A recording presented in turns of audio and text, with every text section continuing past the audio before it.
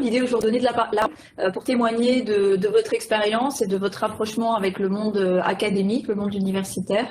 Même si je dirais quelques mots sur le dispositif RUE pour savoir de quoi on parle, l'idée c'est que vous ayez la parole et qu'on puisse partager les bonnes pratiques. Donc l'ordre du jour d'aujourd'hui, c'est l'ouverture de ce webinaire par Daniel Fessy au titre de sa présidence de l'UMM Côte d'Azur, qui sera suivi par la prise de parole de Bernard Klinov au titre du conseil régional, de ses fonctions de conseil régional, en sachant que Bernard a également une entreprise adhérente de l'UMM, mais qui n'est pas rentrée dans le dispositif RUE, donc ce sera intéressant. Et je ferai l'interview des différentes entreprises présentes pour comprendre un petit peu tout ce qui s'est joué au cours de ce cheminement en parallèle avec la recherche publique. Et on terminera par une petite synthèse, voilà, et la clôture du webinaire. Donc Daniel, merci d'avoir accepté de nous accueillir pour ce webinaire et d'en faire l'ouverture. Bonjour à tous, bonjour Stéphanie. Non, il n'y a pas à me remercier. La relation que l'UMM entretient avec RUE, avec le dispositif RUE depuis sa création, démontre, s'il le fallait encore, toute notre volonté de pouvoir gérer justement ce lien entre l'université, enfin la recherche, et le monde de l'entreprise. Alors avant toute chose, je tenais à remercier également Bernard Klinov qui est des nôtres, avec son titre donc de président de commission économie, industrie, innovation, nouvelles technologies, numérique. Bientôt, Bernard a le carton plein à la région pour être l'interlocuteur référent. Il est également président de Rising Sud et ça je m'en félicite parce que c'est vrai qu'aujourd'hui ce bras armé régional sur le développement économique et particulièrement industriel nous sert beaucoup. C'est vraiment un vecteur très important sur lequel on peut s'appuyer, en particulier dans ces moments où nous vivons des situations un peu compliquées. Et de ce fait, donc, avant toute chose, donc Bernard, merci beaucoup. Merci à tous les participants. Aujourd'hui, on est entre nous, donc on n'a que des adhérents de l'UMM. Donc, à vous toutes et à vous tous présents et à ceux qui vont bientôt nous rejoindre. Écoutez, je vous remercie de vous prêter également à ces interviews et surtout à cette prise de parole que j'appelais de mes vœux. Vous savez, l'importance que je donne au monde de la formation et au monde académique en particulier, mais pas que, également au monde universitaire, dans le besoin qu'ont nos entreprises à se réinventer à travers, dirons-nous, l'intervention dans nos entreprises, des jeunes et moins jeunes, parce que suivant l'âge de leur fin de formation, on a bien sûr toujours un petit peu toujours de delta, mais l'idée, c'est vraiment arriver à avoir un fil continu entre la formation initiale et nos entreprises, ce que nous n'avons pas vraiment, dirons-nous, en France. On a beaucoup de pans encore à investiguer là-dedans, surtout dans les consciences. Je pense que RUE a mis le doigt sur un sujet qui fait un peu mal parce que ce soit du côté de l'entreprise, on a du mal à se lancer dans cette relation, mais également du côté universitaire où on comprend pas très bien ce que un chef d'entreprise intéressé, dit-on, vient accaparer le monde académique et surtout le monde de la recherche. On a encore quelques vides qu'il nous faut absolument combler. Et pour les combler, je pars du principe où seuls les témoignages des entreprises qui ont participé à cette démarche et qui ont vu des points positifs ou moins, éventuellement des points négatifs, puissent témoigner de manière claire, nette et précise, de sorte à ce que nous améliorions ce système. Et je veux croire en ce développement parce que la région, Bernard nous en dira deux mots tout à l'heure, moi je siège au Césaire sur la commission des formations supérieures et relations au monde dirons-nous, économique. On voit bien que c'est ces sujets maintenant qui deviennent des sujets prégnants et dans lesquels, au même titre que nos voisins transalpins italiens, on se rend compte qu'eux l'ont abordé depuis longtemps et c'est un facteur de réussite pour les entreprises en termes d'innovation. Par contre, je ne veux pas qu'on dise qu'on va créer l'innovation parce qu'on va chercher l'université. On doit créer l'innovation, les deux partenaires associés. Pour moi, il faut vraiment qu'on arrive à ce binôme qui devient récurrent et qui devient vraiment performant. Donc, bienvenue bien sûr à Stéphanie. Alors Laurent n'est pas là aujourd'hui, mais je le salue également, Laurent Londex, hein, qui avec Stéphanie depuis quelques années maintenant battent la campagne pour arriver à leur fin, mais ce sont des fins heureuses, hein, et des fins engagées. Et je sais que Stéphanie se bat énormément, hein, et je la remercie et je la salue à ce titre. Mais n'oublions pas que ça ne fonctionnera que si vraiment toutes les chaînes sont vraiment en phase. J'ose croire que nous sommes dans le vrai et que nous continuerons à nous positionner dans ce sens-là. Et de ce fait, l'UMM restera un acteur toujours engagé derrière cette orientation, qu'elle s'appelle RUE ou demain je ne sais quoi. Quoi qu'il en soit, nous serons toujours derrière ce rapprochement entre le monde de la formation, qu'elle soit, dirons-nous, à Bac+2 jusqu'au monde universitaire, de sorte à ce que nos entreprises, surtout dites technologiques, puissent trouver les compétences dont elles ont besoin et dont elles manquent cruellement aujourd'hui. Donc, bon webinaire à tous. Merci encore de votre participation et sachez que notre porte sera toujours ouverte donc à ce genre de manifestation. Merci infiniment, Daniel. Merci beaucoup. Bernard Kenoff. Merci. Bonjour à toutes et à tous. Écoutez, vous dire un mot sur la relation qui peut exister aujourd'hui entre la recherche et notre conseil régional qui a, de par la loi, la compétence du développement économique. Ce serait un euphémisme que de le mettre en avant. Vous savez qu'on a créé depuis très longtemps maintenant et qu'on a encore accéléré depuis 2015 des relations fortes entre notre conseil régional et les universités de notre territoire régional, je dis bien les universités. Mais aujourd'hui, la recherche, et Daniel a beaucoup parlé d'innovation, moi je fais la distinction entre la recherche, l'innovation, le prototypage et la mise sur le marché. Parce qu'on a besoin de tout ça. On a besoin de la recherche dite fondamentale, bien entendu, au début, parce que c'est elle qui va alimenter nos entreprises pour que les entreprises puissent transformer cette recherche en innovation. Et puis ces innovations vont être transformées, du moins on le souhaite, en prototypage, lesquels prototypes deviendront demain la mise sur le marché. Et tout ça dans le contexte que nous traversons aujourd'hui en termes d'économie, où on sait que dans la compétition mondiale, l'innovation pour nos entreprises sera l'élément moteur de leur développement et de leur existence. Et cette innovation, elle est directement liée à la recherche. Donc, il est impératif qu'il existe entre la recherche et les entreprises un lien fort, un lien de reconnaissance, et il faudrait que dans le temps qui vienne, on puisse franchir des étapes nouvelles, qu'il fasse en sorte que lorsqu'un chercheur parle avec un chef d'entreprise ou se transforme lui-même en chef d'entreprise, ce ne soit pas perçu comme une trahison au monde de la recherche, mais bien au contraire, que ce soit perçu comme un pas en avant pour la qualité de vie économique de nos territoires et de notre pays. Aujourd'hui, toute cette recherche, on a parfois du mal à la transformer pour des réticences et des résistances qui sont liées à une culture historique de notre pays. Et quand on veut, par exemple, je vais prendre des exemples tout bêtes, puisqu'ils nous avaient été présentés à l'époque par le professeur Marseille, le bâtiment le plus demandé à visiter en France, c'est la Sorbonne. Sauf que pendant les périodes de vacances, la Sorbonne est fermée. Donc on ne peut pas la visiter. Et quand le professeur Marseille avait proposé de faire évoluer cette chose-là pour qu'on puisse obtenir des financements nouveaux au travers de ces choses-là, il s'est fait pourrir par ses collègues professeurs et chercheurs au titre du fait qu'on ne pouvait pas marchandiser le savoir.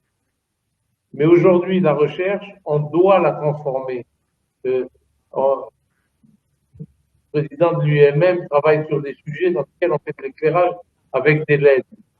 Si personne n'avait, il y a maintenant une 70aine d'années, 60 en tout cas, dans de la recherche fondamentale, mis au point ces LED, parce que eh bien, on n'aurait pas toute cette évolution dans nos voitures, dans nos éclairages, dans nos économies d'énergie, parce que ça sert aussi à ça. Alors, je ne vais pas vous faire un speech à la Fidel Castro, mais simplement vous dire que aujourd'hui, cette relation entre l'université, les chercheurs et le monde économique, et donc aussi la région au titre la compétence développement économique est un élément fondamental de notre développement éco, et en particulier aujourd'hui où on a comme point de mire la sortie de cette crise, de ces crises que nous traversons. Et quand je dis ces crises, on a commencé par une crise sanitaire, on en est à une crise éco, on espère demain ne pas avoir de crise sociale, et puis on commence à avoir une crise psychologique parce que les salariés d'une part, mais aussi les chefs d'entreprise qui en ont marre commencent à être perturbés, et on peut les comprendre. Mais dans cette sortie de crise, on a encore plus besoin que jamais pour nos entreprises d'innovation, sachant que l'innovation est la fille aînée de la recherche fondamentale de nos universitaires. Donc ce lien entreprise-université, on en a un besoin fondamental, et je crois que si la région n'a pas toujours été présente dans le cadre de RUE, on a fait de très gros efforts sur le lien avec notre université de Nice, et en particulier au travers du CPER Covid, dont vous avez certainement entendu parler, et vous avez vu les montants de fonds qui sont collectés au niveau de l'État pour permettre à nos universitaires, demain, dans un premier temps, de travailler dans des conditions un peu plus acceptables que ce qu'elles sont aujourd'hui, parce que c'est vrai qu'on a certains locaux, entre autres, qui ont besoin de plus qu'un rafraîchissement. En tout cas, moi, je suis très heureux de participer avec vous à ce webinaire. Alors, je suis à Marseille, donc comme je veux rentrer à la maison, je ne vais pas rester jusqu'au bout, mais j'écouterai au moins jusqu'au tour de table, même si j'en connais la très grande majorité d'entre vous. Voilà. Merci infiniment Bernard, nous sommes ravis de t'avoir aussi avec nous, et je tiens à préciser, parce qu'on ne les a pas salués tout à l'heure, nous avons Isabelle Ozias pour la Tribune Côte d'Azur et Olivia, mais je ne vois plus son nom écrit, Oregia, pour le Journal des entreprises, qui sont avec nous pour couvrir également l'événement. Et je tenais à rappeler que la région nous soutient depuis 3 ans de façon forte pour régionaliser le dispositif RUE qui a été lancé fin 2018 dans le Var et depuis fin 2020 dans le Vaucluse et les Bouches-du-Rhône. Donc nous sommes très contents de nous étendre, et nous faisons le constat de projets collaboratifs entre départements, donc qui apporte encore plus de valeur ajoutée au projet. Et j'indiquerai que depuis le lancement du dispositif fin 2014, nous avons notamment travaillé avec les entreprises industrielles, et nous avons réussi à qualifier, à diagnostiquer 45 entreprises, dont nous avons quelques témoins aujourd'hui, et monter 29 partenariats avec ces entreprises industrielles. Il faut savoir qu'en moyenne, il faut 2-3 ans avec les entreprises industrielles pour monter des partenariats, parce qu'on part de loin et qu'elles n'en ont pas la culture, mais on y arrive et on obtient des résultats très satisfaisants, et c'est de ça que je souhaitais qu'on témoigne aujourd'hui. Donc je vais donner dire quelques mots sur le dispositif RUE pour rappeler de quoi il s'agit. Il s'agit de rapprocher les entreprises des laboratoires en partant du besoin des entreprises. Vous voyez sur cette slide qu'on a un potentiel de recherche en région PACA qui est phénoménal, plus de 9000 chercheurs à disposition des entreprises, moyennant le fait de pouvoir leur proposer des projets qui sont en adéquation avec leurs ambitions de chercheurs et leurs objectifs de recherche à l'international. Et c'est l'occasion pour les entreprises de bénéficier de leur expertise, mais aussi de faire valider scientifiquement un certain nombre de leurs produits, de leurs services, et ça a énormément de valeur. Si on passe à la slide suivante. L'équipe RUE a une équipe de 5 permanents, une équipe de femmes, je crois beaucoup à la Girls Team. Et effectivement, Laurent, nous avons cofondé avec Laurent ce dispositif au cœur de l'UPE 06 dans la commission enseignement supérieur innovation recherche que nous animons avec Laurent depuis 2012 maintenant. Et ce que je tiens à rappeler, c'est que l'ensemble des partenaires que vous voyez sur ces logos ici sont tous financeurs du dispositif RUE qui nous permet qui permet que notre accompagnement soit gratuit pour les entreprises, devient payant évidemment le partenariat ensuite qui est mis en place, mais tout notre accompagnement, tout notre savoir-faire est mis à disposition gratuitement aux entreprises et aux laboratoires. Slide suivante. Rappeler que les raisons pour lesquelles ça peut être long de rapprocher les entreprises des laboratoires, c'est parce que d'une certaine façon, la recherche apparaît comme compliquée ou comme coûtant cher ou ne semblant pas répondre aux besoins des entreprises. Effectivement, il faut un médiateur, un facilitateur qui va à la fois faire la traduction académique, économique des besoins, mais également accompagner toute la mise en place du partenariat de manière à rappeler à chacun les enjeux et les étapes et à faire correspondre ces étapes qui en général ne correspondent pas parce que les entreprises n'ont pas le même timing et les mêmes besoins, les mêmes enjeux que les laboratoires. Donc on a montré à travers RUE que la présence forte d'un facilitateur était un apport nécessaire. Et puis souvent le deuxième frein, c'est celui de ne pas savoir à qui s'adresser au cœur des instituts de recherche, puisque la recherche a plusieurs tutelles et les chercheurs doivent s'adresser, et les tutelles sont souvent mixtes, donc on a du CNRS, de l'INSERM, du CNES, de l'université, etc. Et c'est compliqué de l'extérieur de s'y retrouver. Et souvent on ne sait pas comment fonctionne cette recherche et comment on va identifier le bon expert au fin fond de son bureau, dans son laboratoire. Donc on est là aussi pour identifier pour vous ces experts scientifiques qui peuvent aider, sachant qu'on peut faire appel à des chercheurs, mais aussi à des plateformes technologiques qui sont soutenues par le ministère de la Recherche, mais également à des étudiants en stage, en projet tutoré, en alternance, encadrés par des chercheurs qui vont pouvoir faire démarrer un projet de façon modeste et le faire monter en puissance dans le temps. Slide suivante.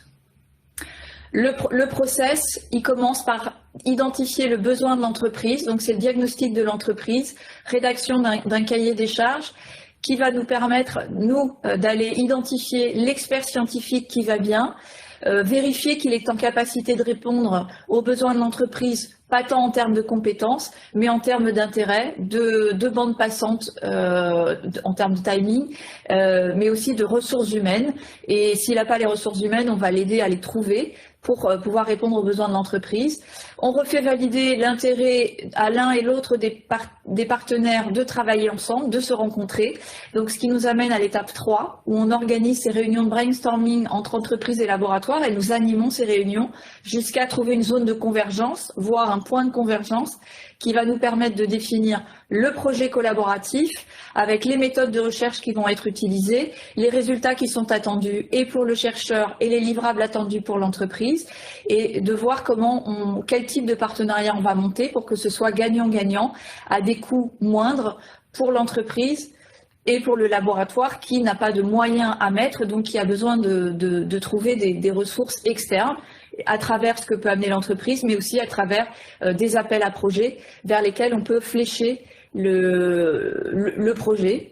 Donc je pourrais en dire quelques mots. Et puis la dernière étape, c'est la contractualisation, la négociation de la convention avec le laboratoire de recherche. Il est arrivé qu'avec certaines des entreprises ici présentes, on ait eu à le faire et elles pourront témoigner de l'importance d'expliquer toutes les étapes de la signature du partenariat, puisque ça se passe avec les services juridiques des instituts de recherche qui, eux, ne sont pas rentrés dans le cœur du projet, n'ont pas forcément compris l'importance d'innovation ou de problèmes à résoudre à travers le projet. Donc, encore une fois, le facilitateur a son rôle à jouer là-dedans. Slide suivante. Donc on fait un suivi et une veille tout au long du montage du partenariat et même après, de manière à s'assurer que le partenariat fonctionne bien, même dans le temps. Donc on essaye de résoudre les problèmes s'il y en a pendant le partenariat.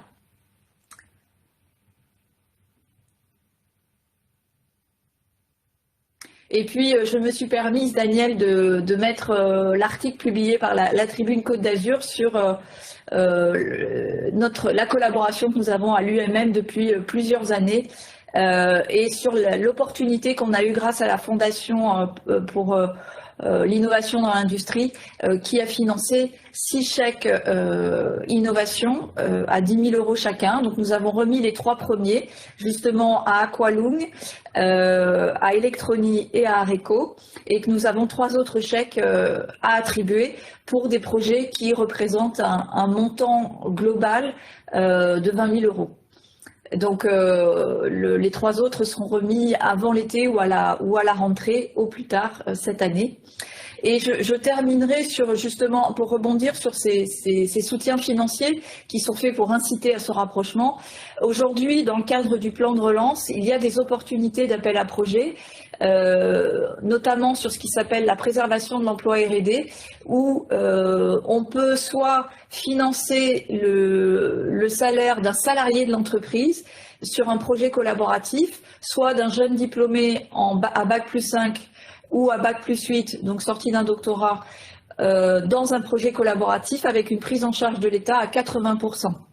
Donc c'est extrêmement incitatif. Il y a toujours la convention CIFRE pour le financement de thèses de jeunes diplômés Bac+5 entre un laboratoire et une entreprise, donc avec une prise en charge à 50%. Et dans le cadre du plan de relance, il y a aussi une prise en charge d'un salarié de l'entreprise qui voudrait faire une thèse, donc qui est salarié avant 2019 et qui pourrait faire une thèse avec une prise en charge aussi à 50%.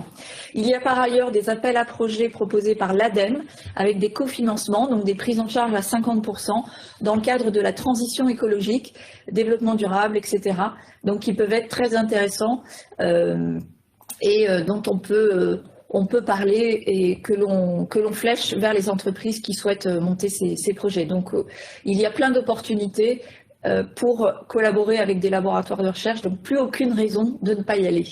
Je m'arrêterai là sur les slides pour commencer l'interview et je vais vous commencer par la première question en demandant à chacun de vous présenter et d'indiquer rapidement la collaboration dans laquelle votre entreprise a été impliquée avec une ou plusieurs entité de recherche.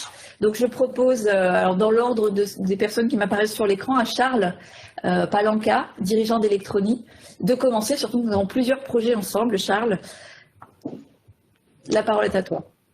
Oui, bonjour à tous et merci Stéphanie de me donner la parole. Alors nous déjà avec REA on se connaît depuis de nombreuses années et au départ on se côtoyait comme souvent on se côtoie dans les réseaux en discutant et en ne faisant pas de projet.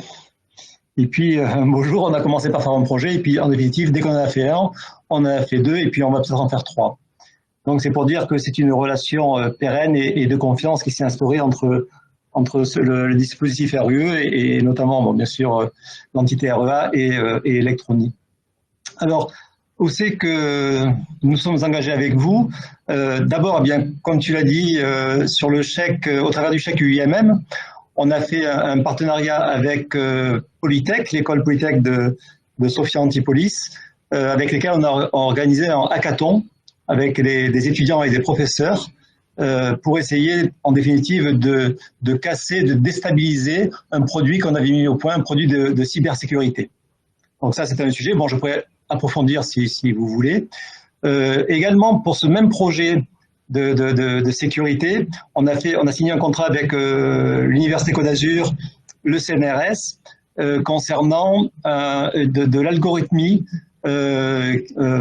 qui travaille sur la cryptologie. Voilà, c'était de l'optimisation d'algorithmie. Donc ça, c'était plutôt avec des mathématiciens et des chercheurs. Donc ça a été très utile également pour que notre outil performe dans ce domaine. Voilà, donc ça, c'est un des sujets.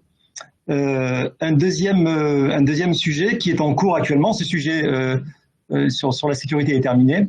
Le deuxième sujet qui est en cours, on a signé avec l'Université Côte d'Azur au travers de l'Institut d'innovation et de partenariat Arômes et Parfums qui est à Grasse, nouvellement installé.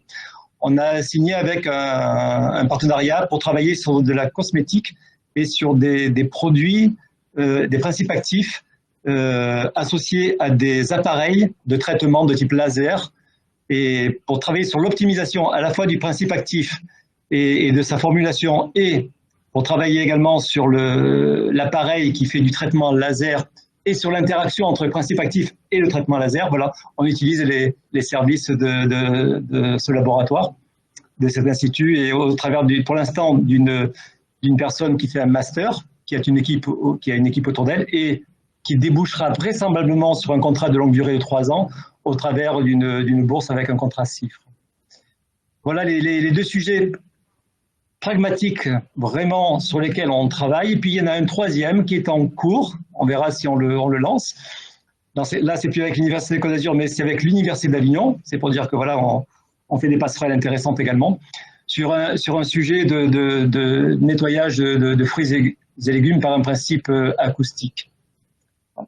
Et là, c'est dans de l'agroalimentaire, donc les clients sont liés à l'agroalimentaire. Voilà, j'ai rapidement balayé les sujets qui nous intéressent et je pourrais témoigner de l'efficacité quand même de ce que vous faites, à la fois dans l'identification des ressources humaines possibles pour nous accompagner dans les laboratoires et les universités, mais surtout dans l'éducation qu'il faut faire auprès à la fois des entreprises et des chercheurs pour faire cohabiter ces deux mondes qui se parlent pas forcément toujours bien, surtout quand il s'agit de PME, c'est pas forcément simple, et on n'a pas forcément la culture, en tout cas toutes les PME ne l'ont pas, et là c'est intéressant bien justement de faire matcher les deux parce que c'est très intéressant pour l'innovation, c'est très intéressant pour faire des produits pérennes, c'est très intéressant pour le territoire, et on sait, enfin avec Daniel on défend ses valeurs, hein, il faut mailler le territoire, il faut être interactif, il faut opérer de façon conjointe et c'est comme ça qu'on se renforce et qu'on renforcera nos entreprises.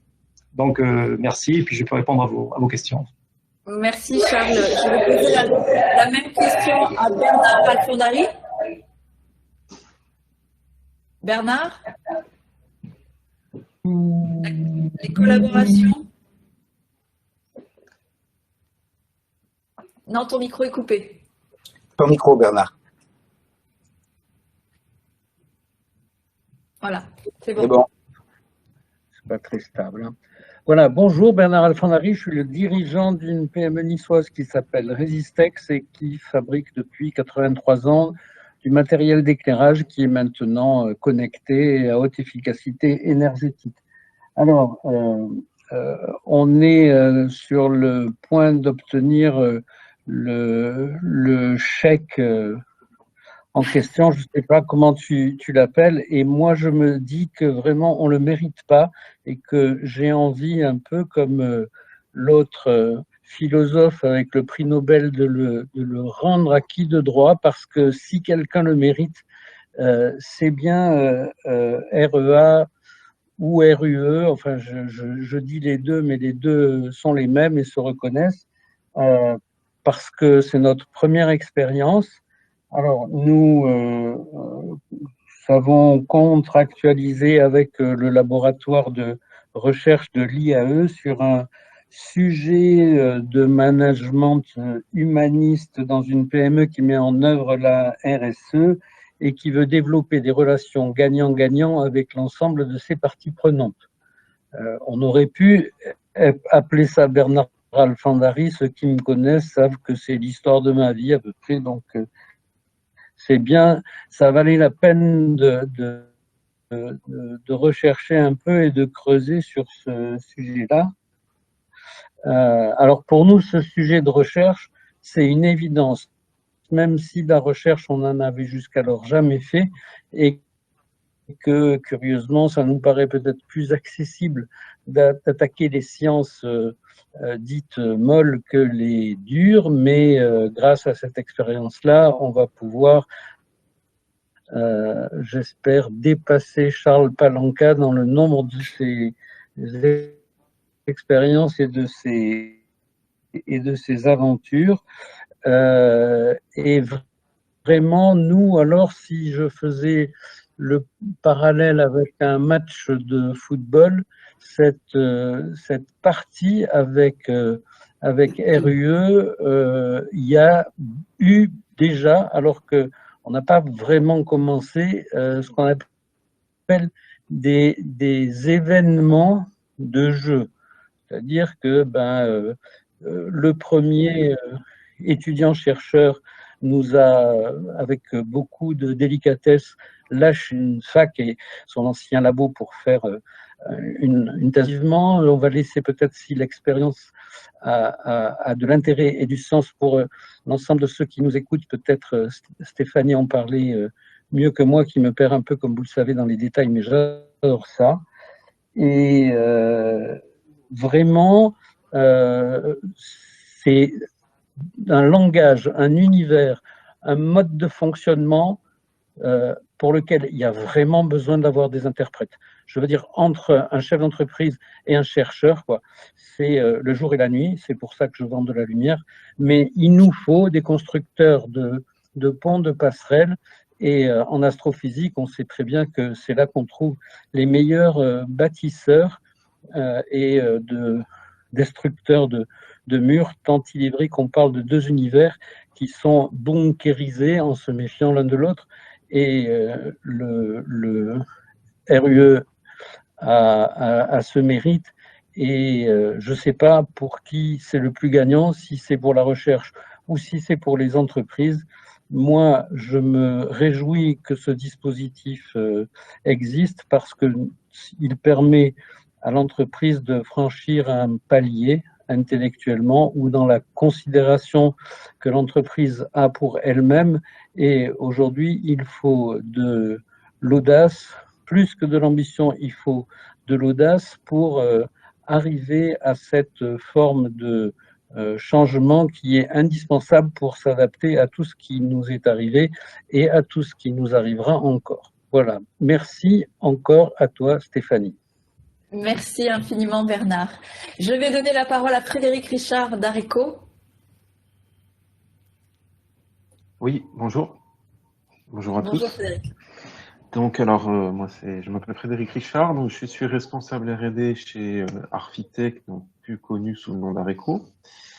Et en fait, alors nous, comment on a été impliqué avec RUE, c'est qu'au niveau de l'équipe R&D, on a eu deux besoins en fait en termes de projet et d'expertise. Donc le premier, c'était le montage d'une thèse CIFRE, dont RUE nous a aidé en fait à mettre en place cette thèse. Donc ça nous a permis d'embaucher une personne dans l'équipe. Cette thèse, elle est faite avec le laboratoire Armin, donc situé à Sophia Antipolis, ainsi que l'université Nice-Côte d'Azur, et aussi en partenariat avec l'université de Clermont-Auvergne. Donc ça, c'est le premier dispositif sur lequel RUE nous a aidés. Le second, ça a été, alors suite au chèque innovation aussi auquel on a bénéficié, on a pu entamer une collaboration avec INRIA. Donc on a un CDD de 9 mois au sein de l'équipe STAR sur Sophia. Donc on a une personne en fait qui travaille sur des outils d'intelligence artificielle pour mieux. L'objectif en fait, c'est déjà de faire une étude de faisabilité concernant l'analyse comportementale des consommateurs autour des rayons frais dans les magasins. Et on s'est appuyé en fait sur l'expérience de l'INRIA pour déjà, on va dire, défricher la partie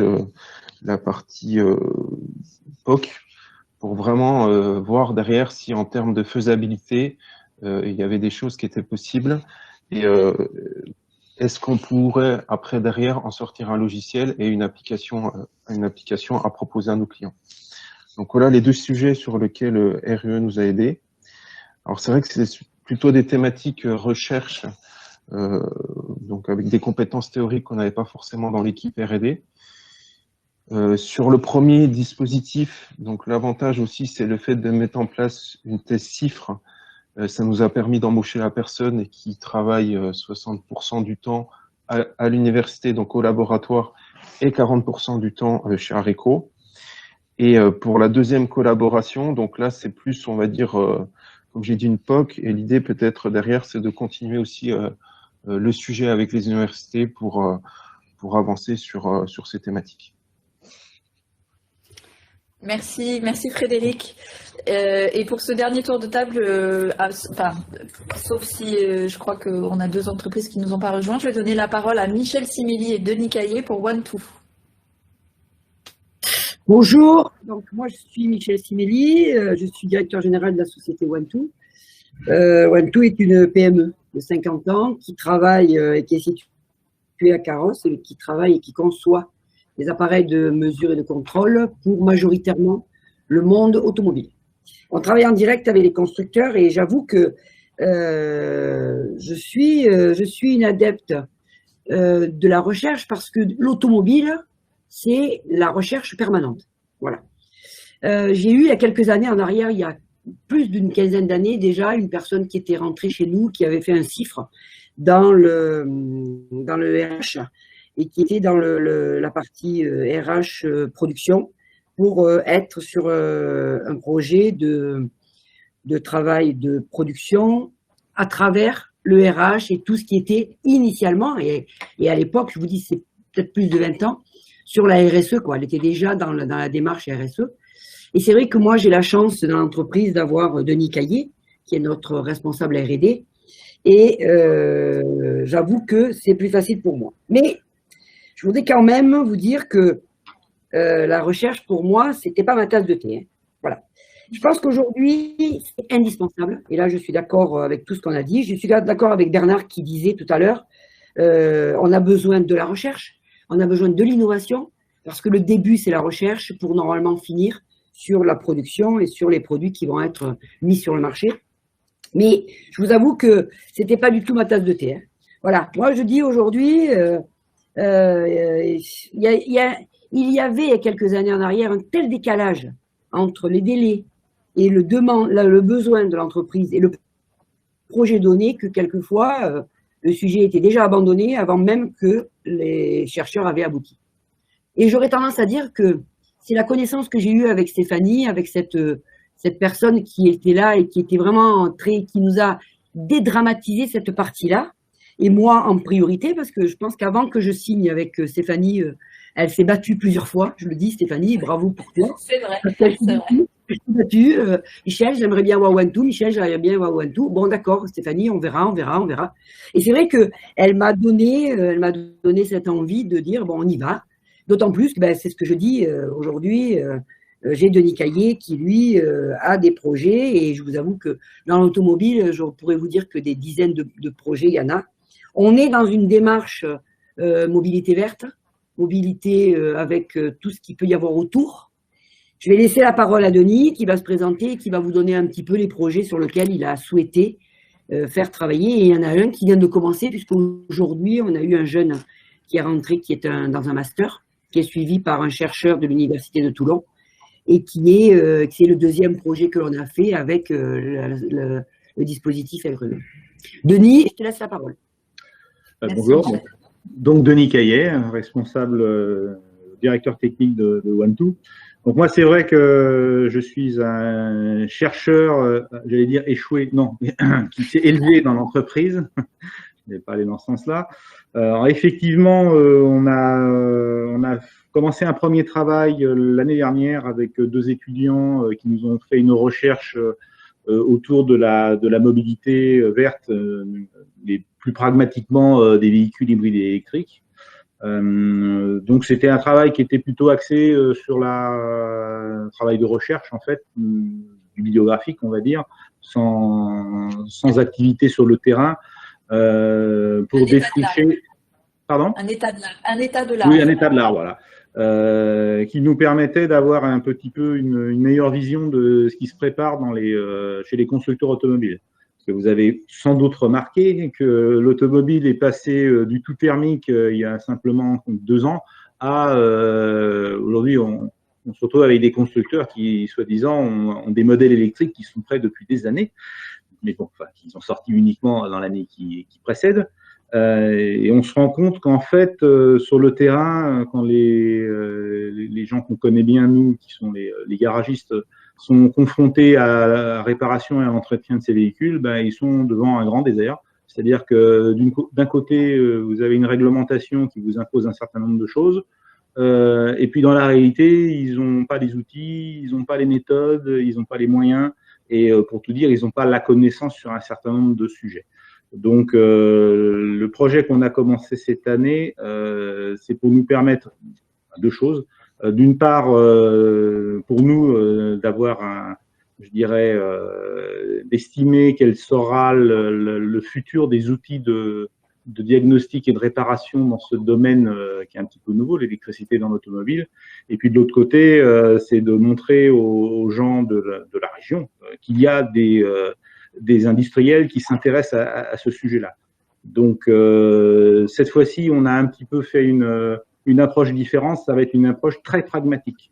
À l'inverse de nos 2 étudiants de l'année dernière qui faisaient de l'état de l'art, j'ai envie de dire, au fond d'un laboratoire, celui de cette année, on va l'envoyer au front.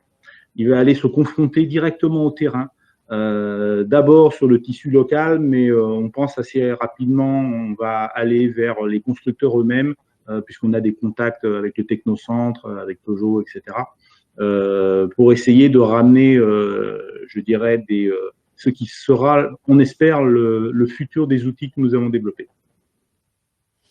Merci Denis, merci Michel pour One2. Et puis on a quand même l'étudiante de chez Rani. Si on n'a pas Marcel Rani, on a l'étudiante qui est rentrée dans le projet collaboratif. Alors j'ai pas noté votre nom parce que je savais pas que vous seriez là aujourd'hui. Sous le surnom de Tricky, est-ce que vous pouvez témoigner du projet sur lequel vous travaillez? Moi c'est ça. Et j'ai commencé ça. Et du coup, j'ai commencé récemment, donc récemment, il y a 6 mois déjà, en novembre, avec l'entreprise Rani, donc spécialisée en éclairage public. Du coup, on travaille sur le sujet l'engagement des parties prenantes dans un projet de transformation de développement durable. Donc, je fais 3 jours en entreprise, donc je suis le lundi, mardi et mercredi chez Rani.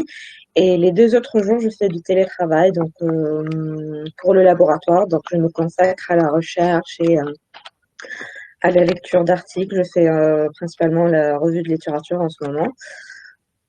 Et voilà, ça se passe très bien. Donc, c'est tout. Bon. Merci Sarah. Et vous êtes avec le laboratoire l'IAE de Nice également. C'est pas les mêmes chercheurs entre Resistex et Rani, hein, c'est des chercheurs différents. Je sais qu'on a, c'est une fille dont j'ai oublié le nom, et on a la même encadrante, c'est Madame Loufrani Sabrina, si je ne me trompe pas. Exact. Il y a une co-encadrante qui est la même, et puis l'encadrante principale qui est Valérie Hoche pour vous et Mantiaba Koulibaly pour Resistex, effectivement. Exactement, oui. Et on travaille à peu près sur le même sujet, donc l'engagement des parties prenantes, je pense, dans le cadre du développement durable, si je ne me trompe pas. Alors, concernant l'entreprise Rani, on est plus sur des parties prenantes internes, et l'entreprise Resistex, c'est interne et externe. Voilà, il y a des petites différences, mais effectivement, c'était très étonnant de voir les 2 entreprises dans le même secteur d'activité se positionner sur des projets similaires sans qu'elles aient communiqué entre elles et sans que nous-mêmes nous ayons donné des informations, puisque nous sommes tenus à une forme de confidentialité. Donc c'est seulement avec l'autorisation des entreprises qu'on communique. Merci beaucoup Sahar pour votre témoignage. Et je parlerai juste, puisqu'il ne nous a pas rejoint, je le regrette, Hubert Daumartin d'Aqualung. Aqualung fait partie d'ailleurs des premières entreprises industrielles à avoir rejoint le dispositif RUE. Sachant qu'Aqualung fabrique du matériel de plongée et notamment des détendeurs pour respirer, et que ce matériel de plongée est testé majoritairement de façon empirique dans des super matériels. Il y a même une piscine à Carros pour tester le matériel, et on leur a proposé de pouvoir modéliser numériquement ce qui se passait dans un détendeur en mixant, enfin en tenant compte à la fois de l'air comprimé, de l'eau salée et de la membrane qui permet d'ouvrir et de fermer l'intérieur du détendeur en expiration, en inspiration. Donc la thèse arrive pas loin à son terme, il y a encore 6 mois à peu près, et il y a eu d'excellentes simulations de physique des fluides qui ont été faites dans les détendeurs. L'objectif final est d'avoir un outil de calcul pour Aqualung qui va lui permettre d'affiner la géométrie de l'intérieur de son détendeur pour proposer un nouveau produit sur le marché. Et on compte faire une conférence de presse très large pour la sortie de ce nouveau produit. Voilà, ma deuxième question, donc là ça va être qui le souhaite peut prendre la parole. Mais je pense notamment peut-être à Resistec. Est-ce que le besoin au départ était-il clairement défini, ou sinon comment l'équipe RUE vous a aidé à définir votre besoin? Est-ce que Bernard, tu veux prendre la parole? Mince alors, pourquoi c'est sur moi que ça tombe? Non, mais je suis ravi qu'il me pose la question. Nous, j'ai bien senti que dans mon équipe de cadres, il y avait vraiment de la réticence au départ à collaborer avec la recherche parce que quelque part, il y a un complexe d'infériorité qui était que si on fait appel à l'extérieur, c'est reconnaître qu'on ne sait pas.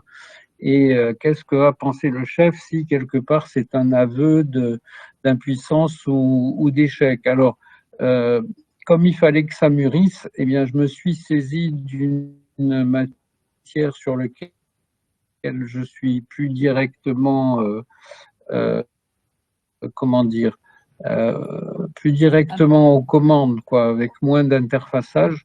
Et on a choisi un sujet qui me tient à cœur et dans lequel je ne pensais pas avoir la concurrence de Marcel, qui n'est pas un concurrent d'ailleurs, qui est un admirable confrère, mais c'est très étonnant et peut-être pas surprenant aussi que je disais tout à l'heure que c'était un moyen pour nous de rentrer par la petite porte, en fait, parce que ça nous paraissait quelque chose dans lequel l'entreprise Resistex était déjà avancée, pionnière, et que du coup, probablement, on se sentait moins bête face à des chercheurs chez qui on a cru d'ailleurs au départ trouver un peu de supériorité ou en tout cas enfin nous on est bon qu'à faire du fric, on est des épiciers, des commerçants, etc. Enfin, on a ressenti ça comme ça. Il manquerait plus qu'on aille mettre les doigts dans le cambouis, quoi, de la part des chercheurs.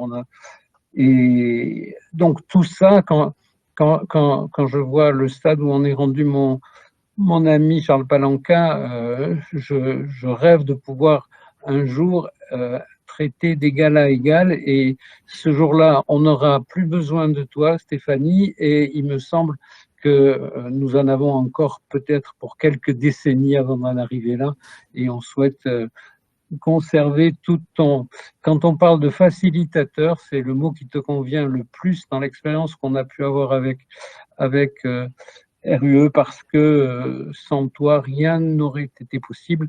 Et maintenant qu'on y a mis, on a mis le pied à l'étrier ou qu'on a trempé le doigt dans la confiture, on va devenir des gloutons et des voraces de recherche. Avec grand plaisir, Bernard. Si je peux compléter, effectivement, on avait réfléchi à des projets plutôt technologiques, et les idées qui venaient étaient plus de l'ordre ingénierie que de l'ordre recherche. Et là, c'était limitant pour travailler avec des laboratoires.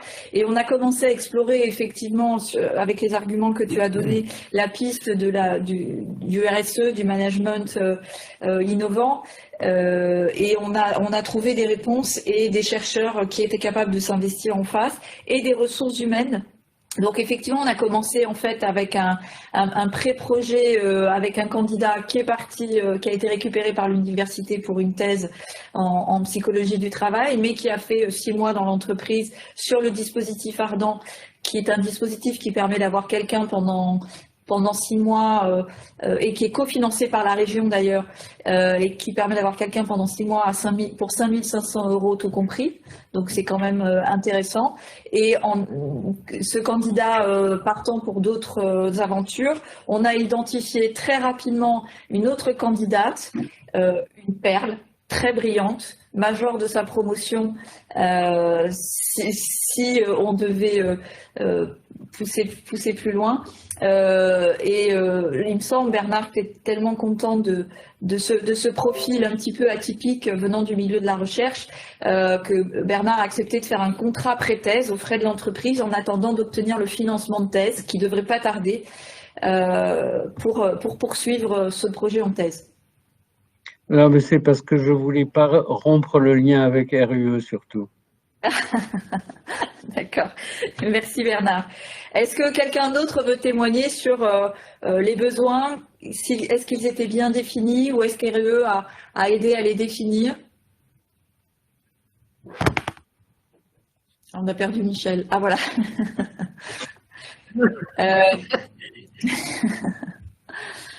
Donc, bon, moi, je voudrais juste dire... Oui, mais je veux laisser la place à Charles parce qu'il a levé la main. Donc, je vais la main, mais d'abord, il a levé la main. Donc, je voulais lui laisser la parole. Non, mais c'est pas grave, Michel, tu peux y aller, il n'y a pas de souci. Non, mais c'est vrai. Bon, là, c'est vous allez. Alors, oui, justement, je voulais dire, c'était que, en effet, ce que dit monsieur de Résistex, et en effet, Bernard, il a raison, aujourd'hui, c'est les facilitateurs. C'est exactement ce que je vous disais tout à l'heure, c'est-à-dire que je fais partie des gens aussi qui ont des demandes par rapport à la recherche, mais j'y allais à tâtons, quoi. Vraiment, vraiment. Et je pense que c'est ça qui nous a aidés, c'est ce dispositif. Et là où je remercie Stéphanie, c'est bien justement de bien faire le lien entre une entreprise et des chercheurs et de ce que je disais tout à l'heure, de démocratiser ou de dédramatiser la relation qu'il peut y avoir entre une entreprise et un chercheur. Voilà. Et je pense que c'est ça qu'il faut qu'on lui mette en valeur. Maintenant, bon, chez nous, je pense que les besoins sont bien définis, mais j'espère et je souhaite vraiment qu'on nous apporte à travers la recherche des choses sur lesquelles on n'avait jamais pensé, quoi. Voilà, c'est vraiment une alimentation entre les uns et les autres, et cette relation entre une entreprise qui a besoin d'un produit, de recherche, de nouveaux produits, de tout ce qui peut se passer dans le futur. C'est vraiment, c'est ce que j'attends auprès aussi de Stéphanie et Denis aussi, parce que c'est pareil, Denis est un chercheur de base, et ben ce que je veux pas non plus, c'est que Denis, il est aussi le terrain. Et c'est bien qu'il soit un petit peu, qu'il est capable de se transporter entre la recherche et le terrain, quoi. C'est là où je peux remercier Stéphanie là-dessus, sur le bien de nous accompagner là-dedans. Voilà. Merci. Charles? Oui, par rapport donc à la définition, savoir si les projets étaient bien définis au départ. Alors, ça dépend des projets. Il y en a des fois qui sont bien définis, il y en a qui le sont moins, mais le propre de la démarche que nous avons eue, c'était vraiment de construire en marchant. En définitive, bon, on l'a vu sur le projet Hoplite, par exemple, où on a eu du mal à identifier effectivement en cryptologie des gens qui étaient suffisamment, c'est pas compétents, mais voilà, cohérents par rapport au projet et par rapport à ce qu'on avait mis dans ce projet-là, quoi. Donc, ce qui est intéressant, c'est que justement, en marchant, et c'est pour ça qu'on a besoin d'une relation de confiance absolue, puisque la confidentialité est importante, on est obligé de donner pas mal d'informations. Eh bien, c'est en construisant ensemble, en définitive, les besoins que l'on arrive à identifier effectivement les bons interlocuteurs, quoi. Et on ne les a pas trouvés du premier coup, mais en définitive, c'est très intéressant justement de mener cette recherche parce que du coup, on ouvre très large, en définitive, le champ des possibles. Et par définition, la recherche, elle n'est pas obtuse, donc elle est très large. Donc, c'est vraiment un travail qui se fait au fil de l'eau. Enfin, en tout cas, en ce qui nous concerne, ça s'est fait au fil de l'eau et ça continue d'ailleurs. Tu vois comment on travaille, Stéphanie, hein, c'est vraiment par réitération en permanence, quoi, qu'on avance, quoi. Et c'est très intéressant parce que c'est riche. Et du coup, ça m'amène à ma question suivante, peut-être à nouveau, Charles. Finalement, comment les experts scientifiques ont répondu aux besoins? Je pense au dernier projet qui est en cours sur à la fois les actifs et le lien avec les machines laser. Oui. Ben là, c'est pas. Oui, c'est pas fini là encore. Voilà. Comment les experts scientifiques se proposent de répondre au projet? Eh bien, soit les experts scientifiques ont des réponses possibles au travers de leur laboratoire ou au travers des étudiants qu'ils encadrent, soit ils se dirigent vers d'autres universités, je dirais vers d'autres collègues pour traiter le sujet. Voilà. Et là aussi, on pourrait se trouver à d'autres difficultés, c'est la coopération entre les différentes universités, les différentes branches. Parce que bon, nous, on essaie, et bien entendu, dans notre démarche, de ne plus travailler en silo. Hein, ça veut plus rien dire aujourd'hui d'être en silo, quoi. On travaille vraiment, c'est même plus des passerelles qu'il faut faire. Hein, je veux dire, il faut être, voilà, on est en co-construction permanente. Il est possible qu'on n'ait pas mesuré encore ce maillage dans les universités. Et il n'y a qu'à voir, bon, nous on le vit au travers de la chaire également, Smart City Philosophie et Éthique, hein. Il n'y a qu'à voir les universités de Nice quand on voit la fac de médecine sur une colline, la fac de lettres sur une autre, la fac de sciences sur une autre, la fac de droit sur une autre, et quand on essaie de les faire communiquer entre eux, je crois que c'est pas forcément simple. Voilà, donc il y a aussi une démarche côté universitaire qui doit maturer, et le monde d'aujourd'hui on parle souvent dans le cognitif qu'on a effectivement un cerveau qui est plastique. Il faut rajouter beaucoup de plasticité sociétale dans tous les domaines pour qu'on puisse, sur le territoire, tous coopérer de façon optimale, quoi. Et ça, c'est un sujet que l'on travaille tous dans les réseaux, qu'on essaie de porter, mais forcément, des fois, on se heurte à notre histoire, à notre culture, hein. Il faut avouer qu'on a construit les choses de façon pyramidale, de façon en silo, de façon isolée. Et aujourd'hui, effectivement, ne serait-ce que la digitalisation, la numérisation fait voler en éclat tout ça, quoi. Donc, il faut un peu de temps, hein. Il faut maturer dans la société, mais on est en bonne voie, la preuve. Ce qu'on est en train de faire là ensemble aujourd'hui, c'est le cas, quoi. Tout à fait. Frédéric, comment les chercheurs ont répondu aux besoins? Je pense à l'INRIA notamment.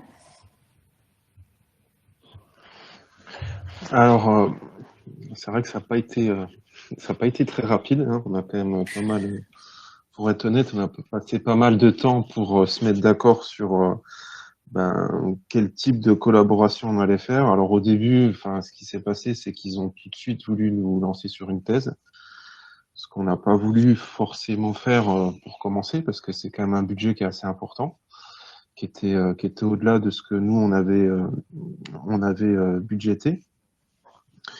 Et donc il y a eu pas mal de discussions. Alors c'est vrai que Stéphanie, tu étais pendant ces réunions, donc tu sais un petit peu comment ça s'est passé. C'est vrai que pour arriver à une formule un peu plus adaptée, où finalement on est sur 9 mois de pré-thèse, parce que c'est une pré-thèse en fait ce qu'on fait avec eux, il a fallu parlementer pendant presque 1 an et demi, quoi. Donc avec des dispositifs qui étaient des propositions, à mon avis, qui n'étaient pas adaptées dès le départ. Et après, ce qui est un peu dommage, c'est vrai qu'INRIA, ils ont un peu l'exclusivité sur ce genre de sujet. Donc, ils ont tendance un peu à taper haut. Et puis, c'est un moyen aussi peut-être de sélectionner les gens avec qui ils veulent travailler, quoi. Il y a un peu de ça, ouais. Ouais, donc... Il y a un peu de ça, mais effectivement, du coup, comme on a accompagné toutes les discussions, on a à chaque fois arbitré et fait des contre-propositions, ouais. et une proposition de saucissonner le projet justement en plusieurs étapes, de manière à pouvoir avoir chaque étape qui soit dans des budgets raisonnables, même si déjà le premier budget est conséquent, mais avec des livrables importants, et un étudiant qui a été recruté à l'international. Ouais. Dans le domaine c'est vrai que je sais pas si bon, peut-être on peut échanger un peu sur les budgets, mais c'est vrai que nous sur 9 mois de pré-thèse, on est déjà sur un budget à 65 000 euros pour Areco. Et ce qu'ils nous proposaient à la base, on était sur du 400 000 euros pour une thèse, quoi. Donc c'est quand même des budgets qui sont assez élevés. L'INRIA est le plus cher, hein. Ouais, voilà. Donc on propose souvent d'autres laboratoires et on l'a évoqué ensemble. Si on doit continuer, on regardera ce que proposent d'autres laboratoires moins chers. Mais c'est vrai qu'avec Armin, ça s'est mieux passé parce que je pense que le besoin était identifié dès le départ. Et puis c'est vrai que je pense que les contacts qu'on avait au laboratoire, ils étaient moins sur cette position de force pour se dire, en gros, ils avaient peut-être plus l'habitude de travailler avec des industriels aussi. Je pense au laboratoire Armin, donc à l'école des mines. François Conneau, donc qui nous a quand même pas mal aidé sur le sujet. Alors après, là où ça a été compliqué, c'est que pour bien faire, Armin a voulu inclure Polytech, a voulu inclure l'université Clermont-Auvergne, et c'est là où les choses se sont corsées parce qu'il a fallu se mettre d'accord après derrière sur le contrat de collaboration, et c'est là où il a fallu jongler entre les 3 services valorisation pour définir en fait la propriété intellectuelle par rapport à la thèse. Et là, on a perdu pas mal de temps. Et pensant bien faire, on a voulu élargir pas que au niveau Côte d'Azur, mais aussi au niveau Clermont-Auvergne.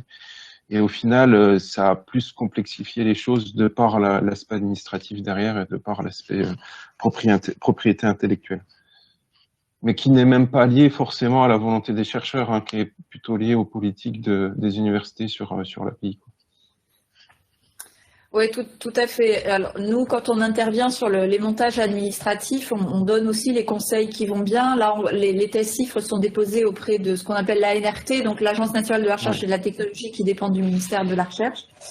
Et donc, on recommande de minimiser le nombre de partenaires pour le dépôt de cette demande de financement de thèse. Et sachant que dans une thèse, il y a une convention qui est signée autour du doctorant qui va faire la thèse. Et ensuite, en parallèle, il y a une convention de recherche qui est signée entre les différents partenaires. Et celle-ci, elle ne monte pas au ministère, elle se négocie en local. Donc là, on est là pour vous conseiller aussi sur ces montages-là, parce que effectivement, vous ne le savez pas à l'avance, et parfois on ne fait pas les bons choix administratifs. Effectivement. C'est sûr, c'est là où ça a bloqué au début, parce que la thèse, elle a commencé début 2019, et donc le dossier, il a été rejeté au début par la NRT. Donc c'est là, Stéphanie, où tu nous as aidé pour renforcer en fait le sujet de thèse. Et donc après accepté, mais le contrat de collaboration a été finalisé fin 2020, quoi. Donc on a eu des suspensions de paiement pendant certaines périodes de la NRT, quoi. Donc enfin voilà, il y a eu pas mal d'énergie de passer sur la partie administrative. Tout à fait. À la limite, je dirais que c'est sur le dossier RANI où ça a été le plus rapide. Je crois qu'il y a eu 4 mois de dossier d'instruction, pas de difficulté dans le dépôt et un accord qui a suivi. On met un peu plus de temps avec Resistex, mais on va le gagner, hein, à 100%. Non, bien sûr, mais quand même, ce Marcel, c'est la classe quand même. Hein. Alors ensuite, une autre question. Bon, on vous en avait déjà un petit peu parlé. Il y a des partenariats qui ont été montés. On voit que les délais sont un petit peu différents suivant les types de partenariats. De quel type de partenariat avez-vous bénéficié? Est-ce qu'ils ont donné lieu à des recrutements, soit en stage, soit en projet tutoré, soit en thèse, soit du recrutement direct? Qui peut témoigner? Michel et Denis? Oui, nous, oui, en effet, puisqu'on a eu cette année, justement, il est arrivé hier, on a un stagiaire qui est là pour 6 mois. Donc, en effet, c'est une personne qui a été, alors on verra plus tard si ça peut être un recrutement, hein, mais en effet, il est avec nous pendant 6 mois et il est arrivé aujourd'hui. Il est là donc jusqu'à, je crois, fin octobre. Hein, Denis, c'est ça à peu près, hein? Denis? Oui. Donc, en effet, il est avec nous pendant 6 mois. Oui.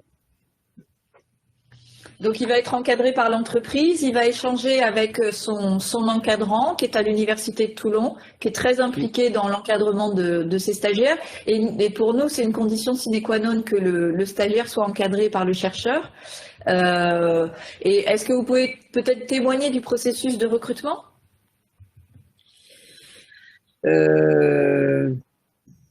Oui, allez, vas-y, Denis, commence et après je finis. Hein? Le processus de recrutement, oui, en fait, on s'est tourné vers toi, Stéphanie, pour nous trouver des candidats. Alors, c'est vrai que cette année, c'était un petit peu particulier.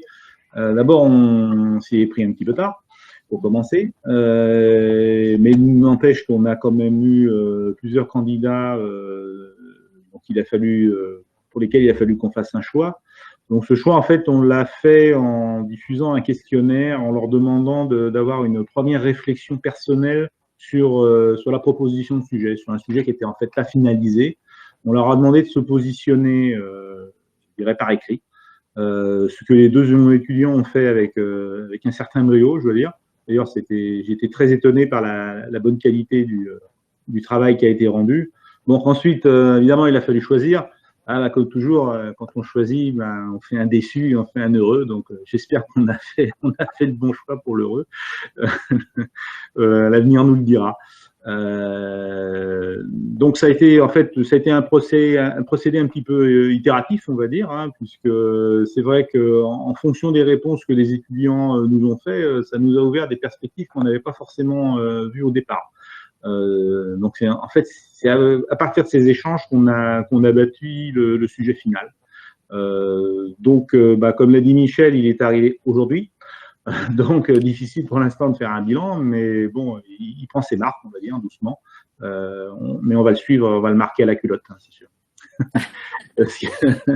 C'est un jeune, forcément, là, on prend le risque, comme je le disais, de l'envoyer sur le terrain avec des gens qui sont des professionnels de l'automobile qui n'ont pas du tout, alors eux, cette démarche recherche, hein, faut être clair.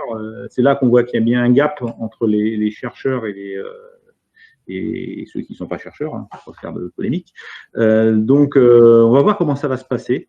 Je pense que pendant les premières semaines, ça va peut-être un peu dur pour lui aussi, parce que c'est sans doute un monde un peu déstabilisant. Mais bon, la vie est faite de défis, hein, donc on va voir s'il est capable de relever. J'espère que oui. Merci. Michel. Voilà, exactement.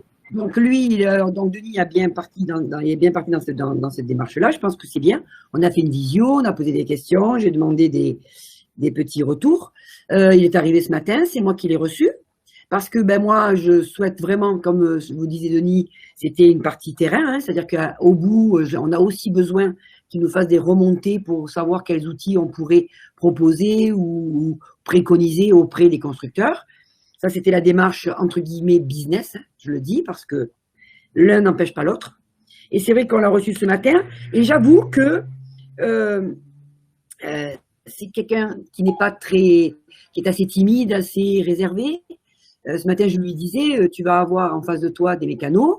Alors, ce ne sont pas que des mécanos quand même, parce que la voiture électrique, il n'y aura pas qu'un mécanicien, il y a des gens normalement qui travaillent un petit peu dessus. Mais c'est un monde qui est un tout petit peu, c'est un peu rustre. D'abord, c'est que excusez-moi, ce sont que des hommes, pratiquement. Donc, en même temps, il faut se battre. Et voilà, donc il y a une démarche autour de tout ça. Et j'avoue que je veux pas le lâcher.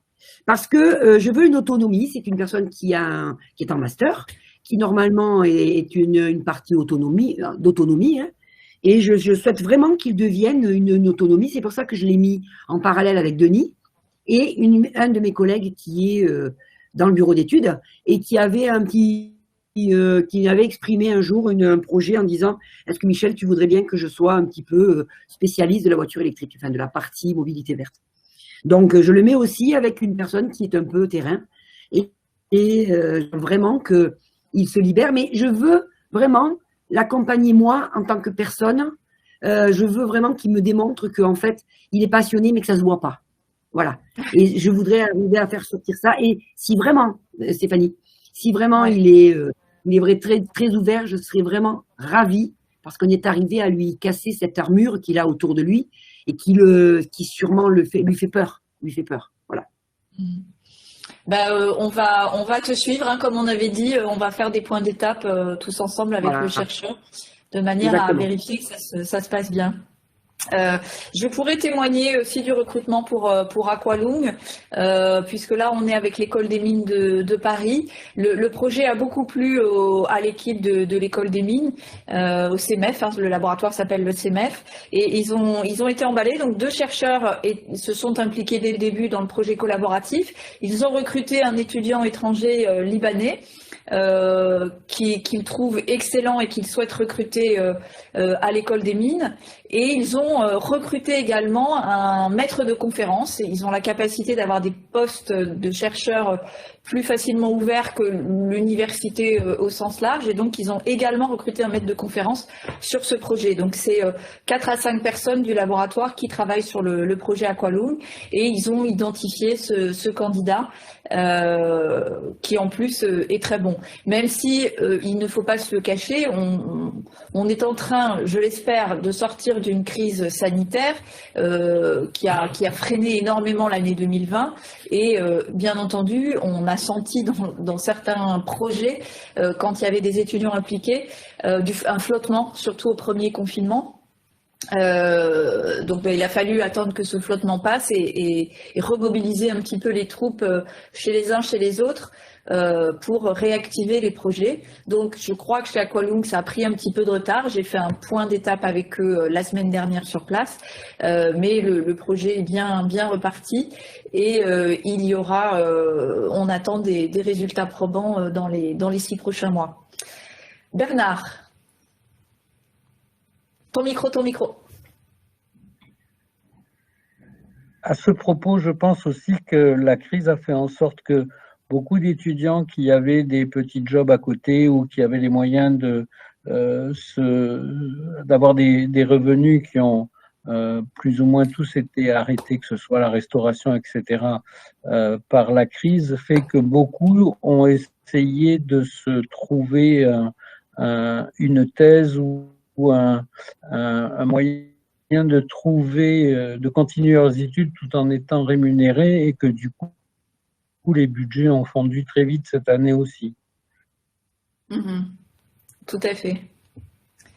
Est-ce qu'il y a d'autres témoignages pour Areco? Je disais que là, c'était le laboratoire qui avait identifié un candidat à l'international.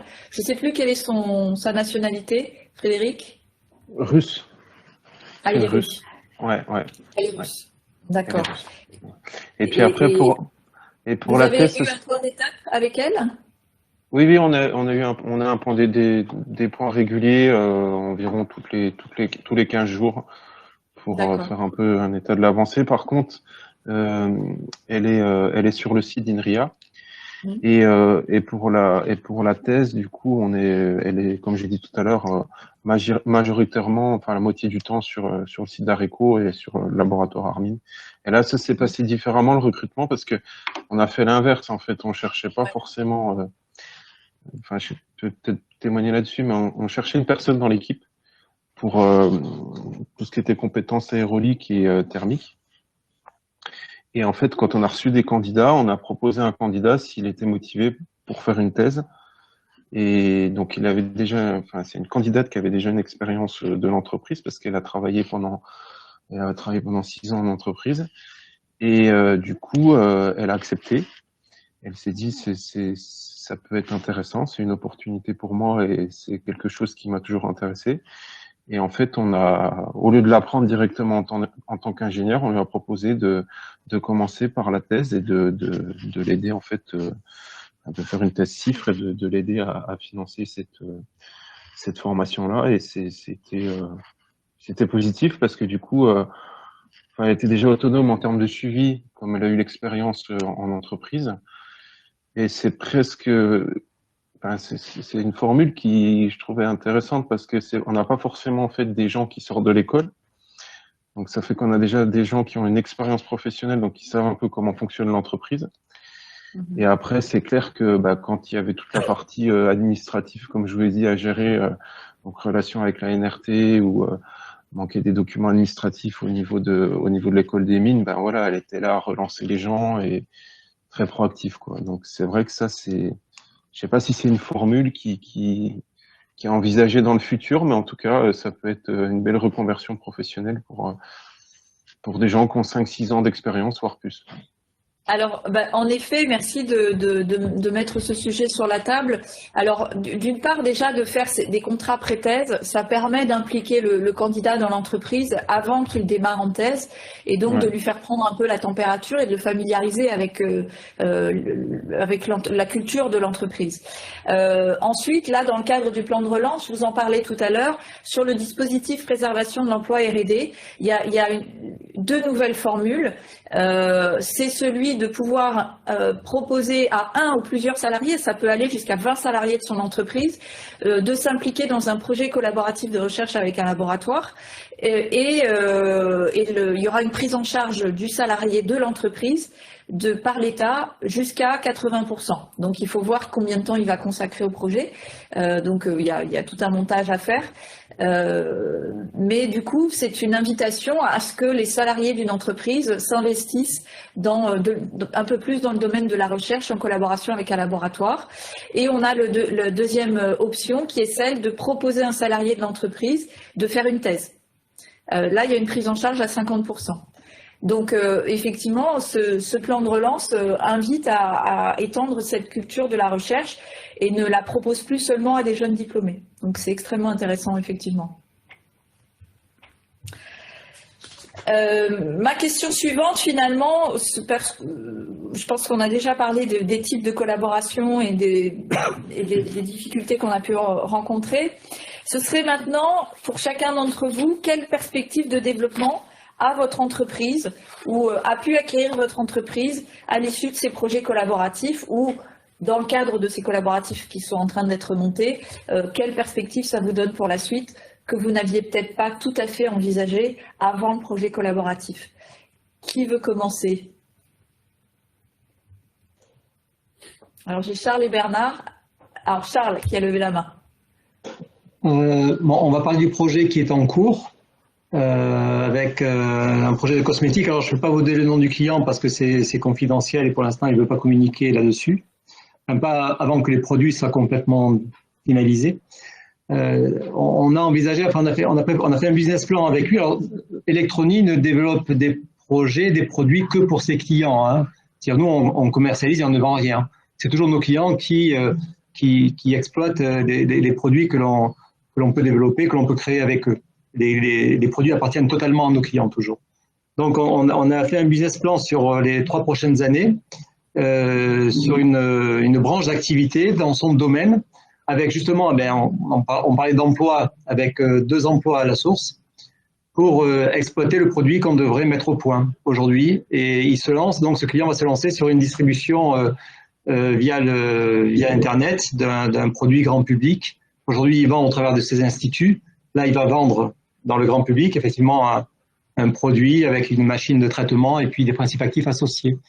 Et pour nous, c'est effectivement de la production de cartes et de systèmes électroniques, bien entendu, puisque le produit, il faut le fabriquer, sur des quantités de plusieurs dizaines de milliers de pièces par an.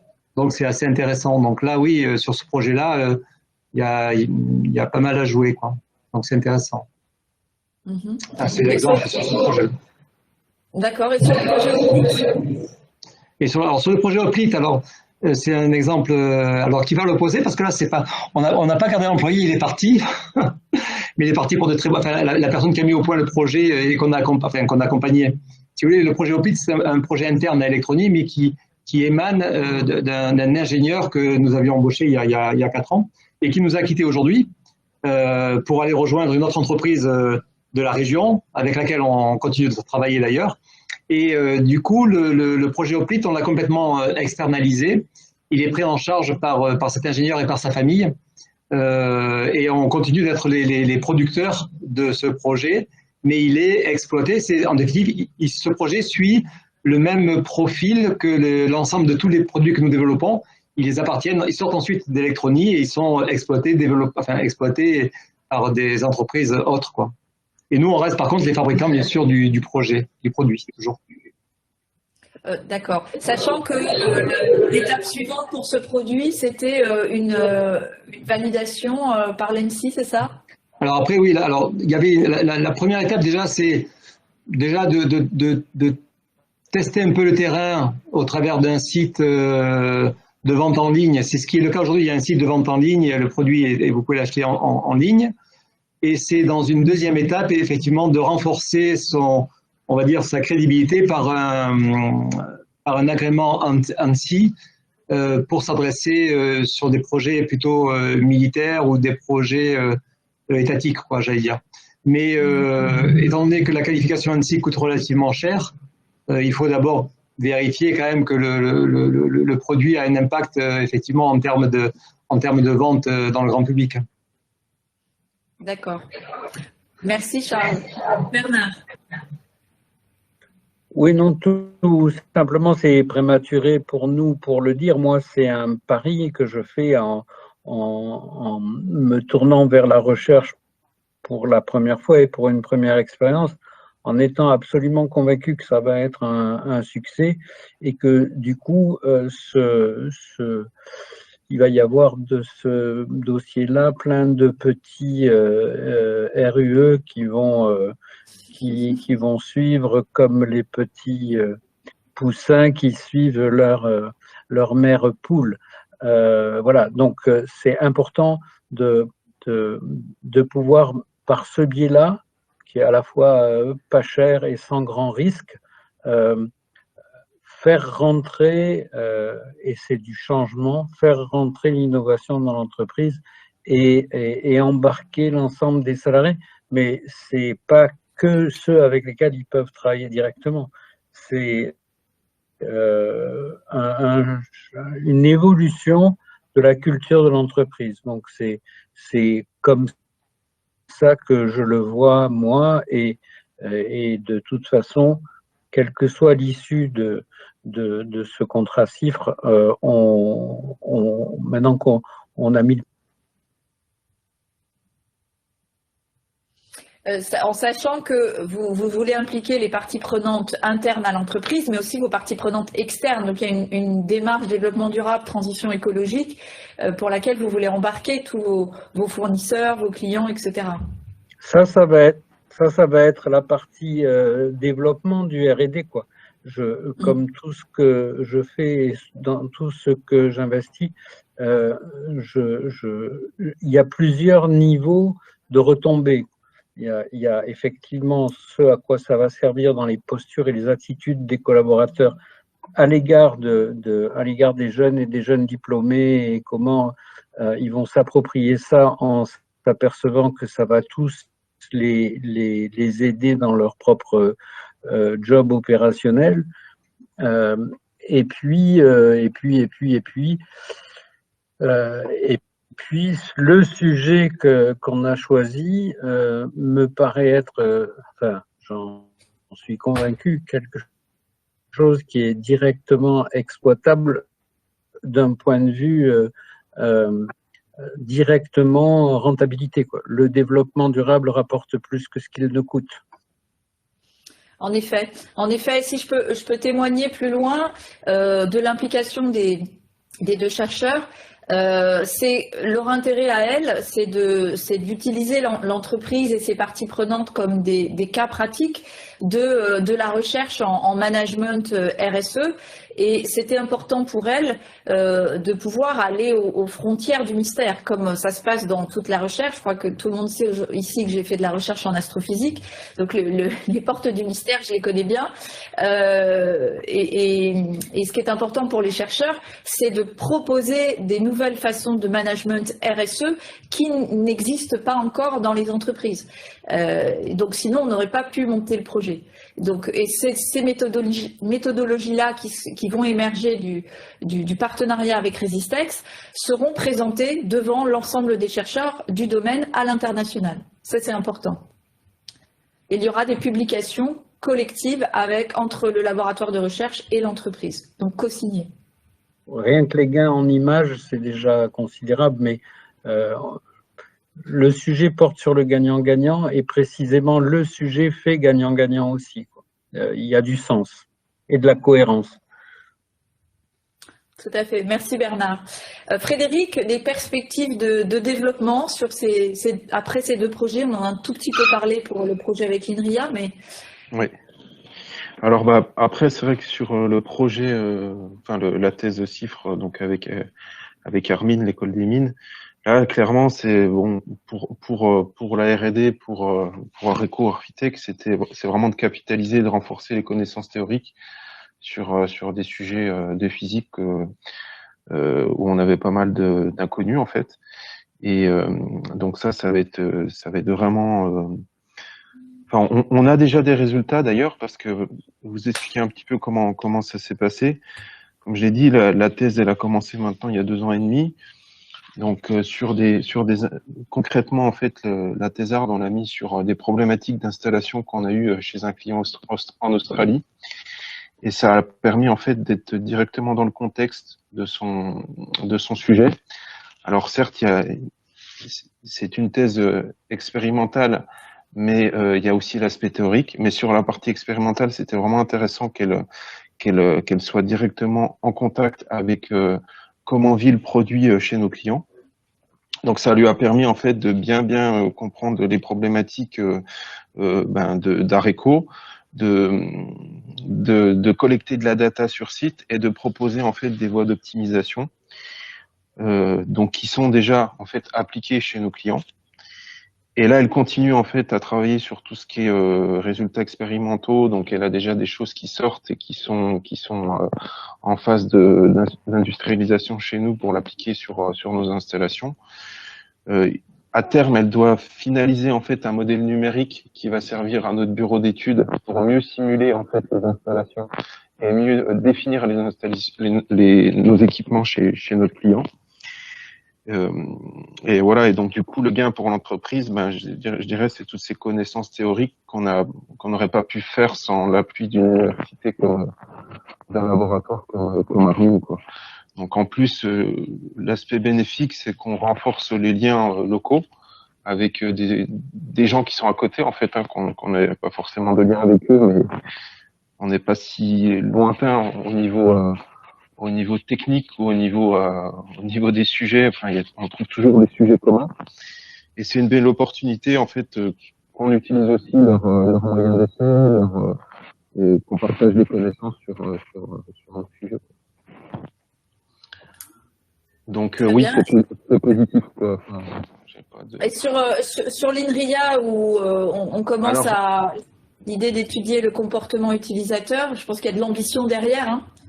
Oui, alors c'est un peu tôt encore, parce que c'est vrai on est sur, ça fait en gros 4-5 mois, là, la prothèse a commencé, donc on n'a pas encore de résultats pour l'instant, quoi. Mais c'est vrai que derrière, l'idée, c'est d'aller creuser ça, et puis pourquoi pas continuer avec eux, ou peut-être avec une autre université sur ce sujet-là, quoi.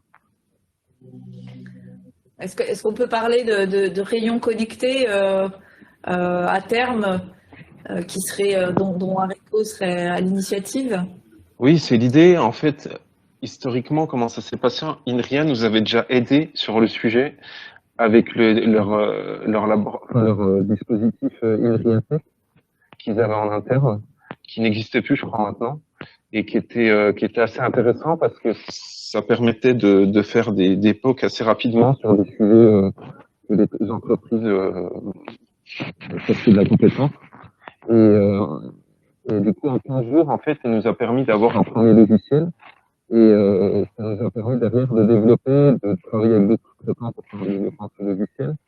Et peut-être aussi, enfin, je sais pas, mais c'est peut-être une méthode qui est pas mal, en fait, d'avoir un temps court des chercheurs sur peut-être 1 mois, 2 mois, sur des sujets assez ciblés, courts, pour vraiment faire une preuve de concept, et puis derrière montrer que la techno elle marche, et qu'on peut l'utiliser sur un service futur ou un nouveau produit pour l'entreprise.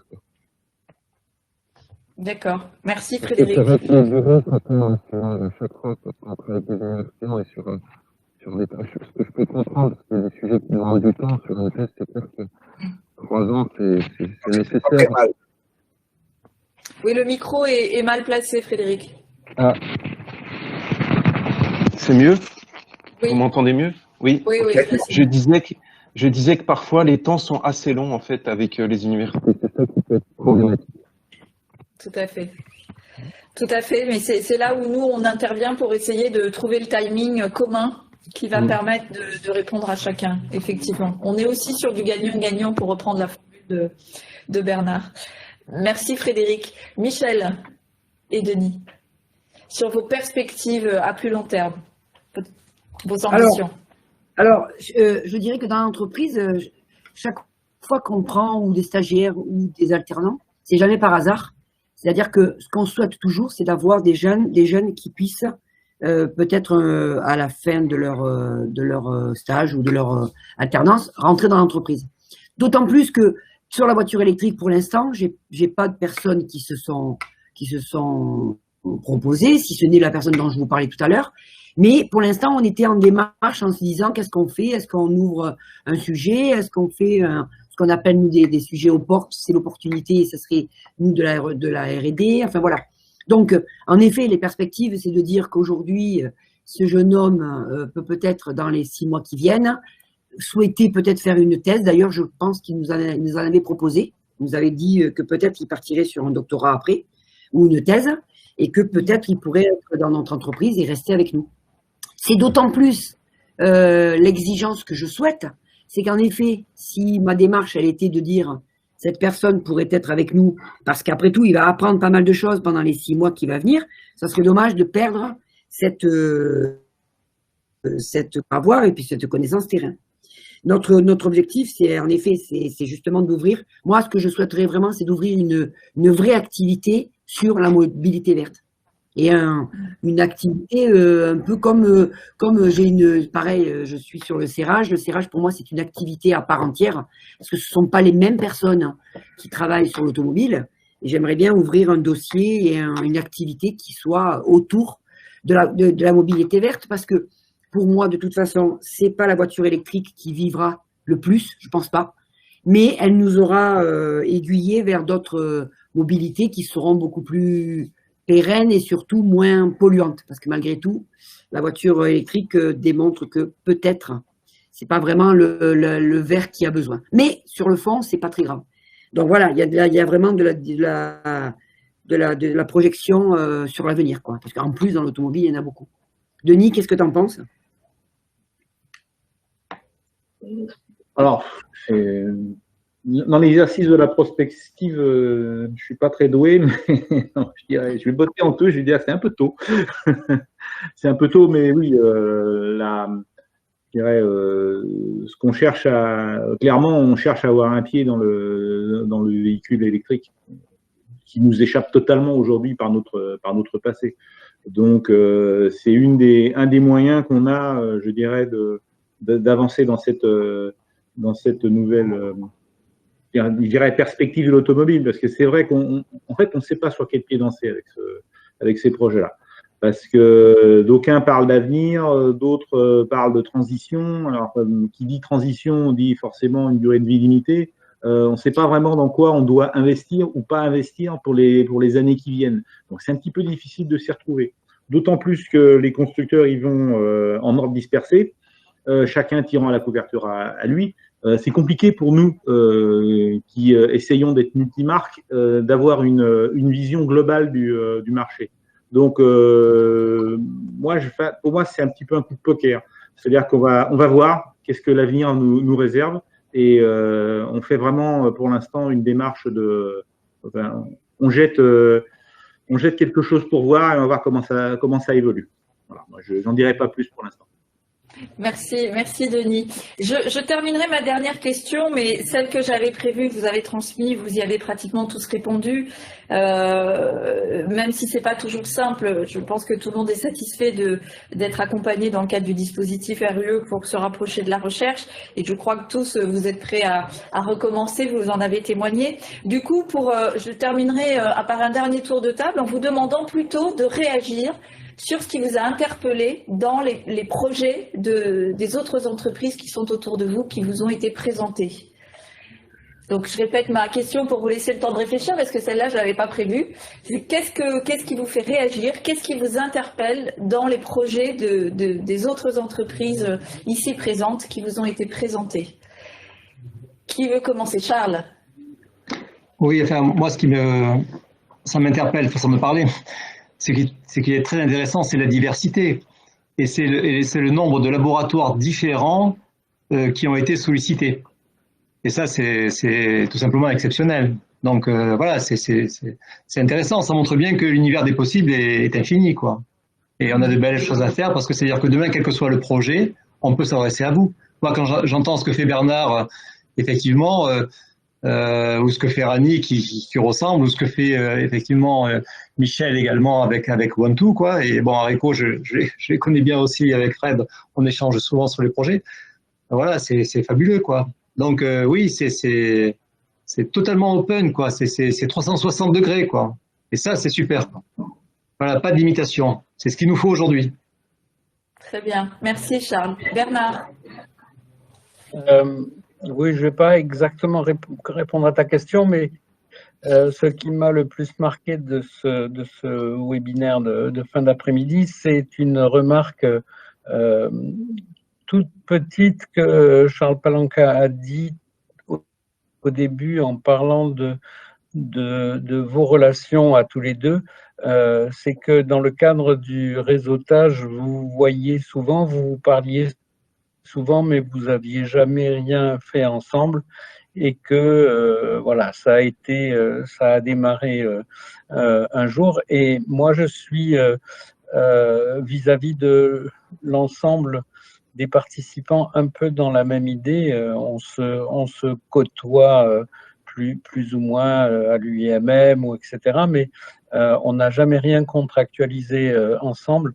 Donc, il faudrait qu'on trouve, dans le cadre de l'UIMM, je dis ça sous le regard attentif de notre président, un groupe de travail dédié à la gouvernance et à la possibilité de pas juste, comment dire, parler de notre actualité, mais de voir en quoi on peut s'intermailler vraiment de façon opérationnelle et se challenger et collaborer, quoi. Voilà, j'ai très envie de ça. Merci Bernard. Je pense que Daniel répondra à ça à la fin du webinaire.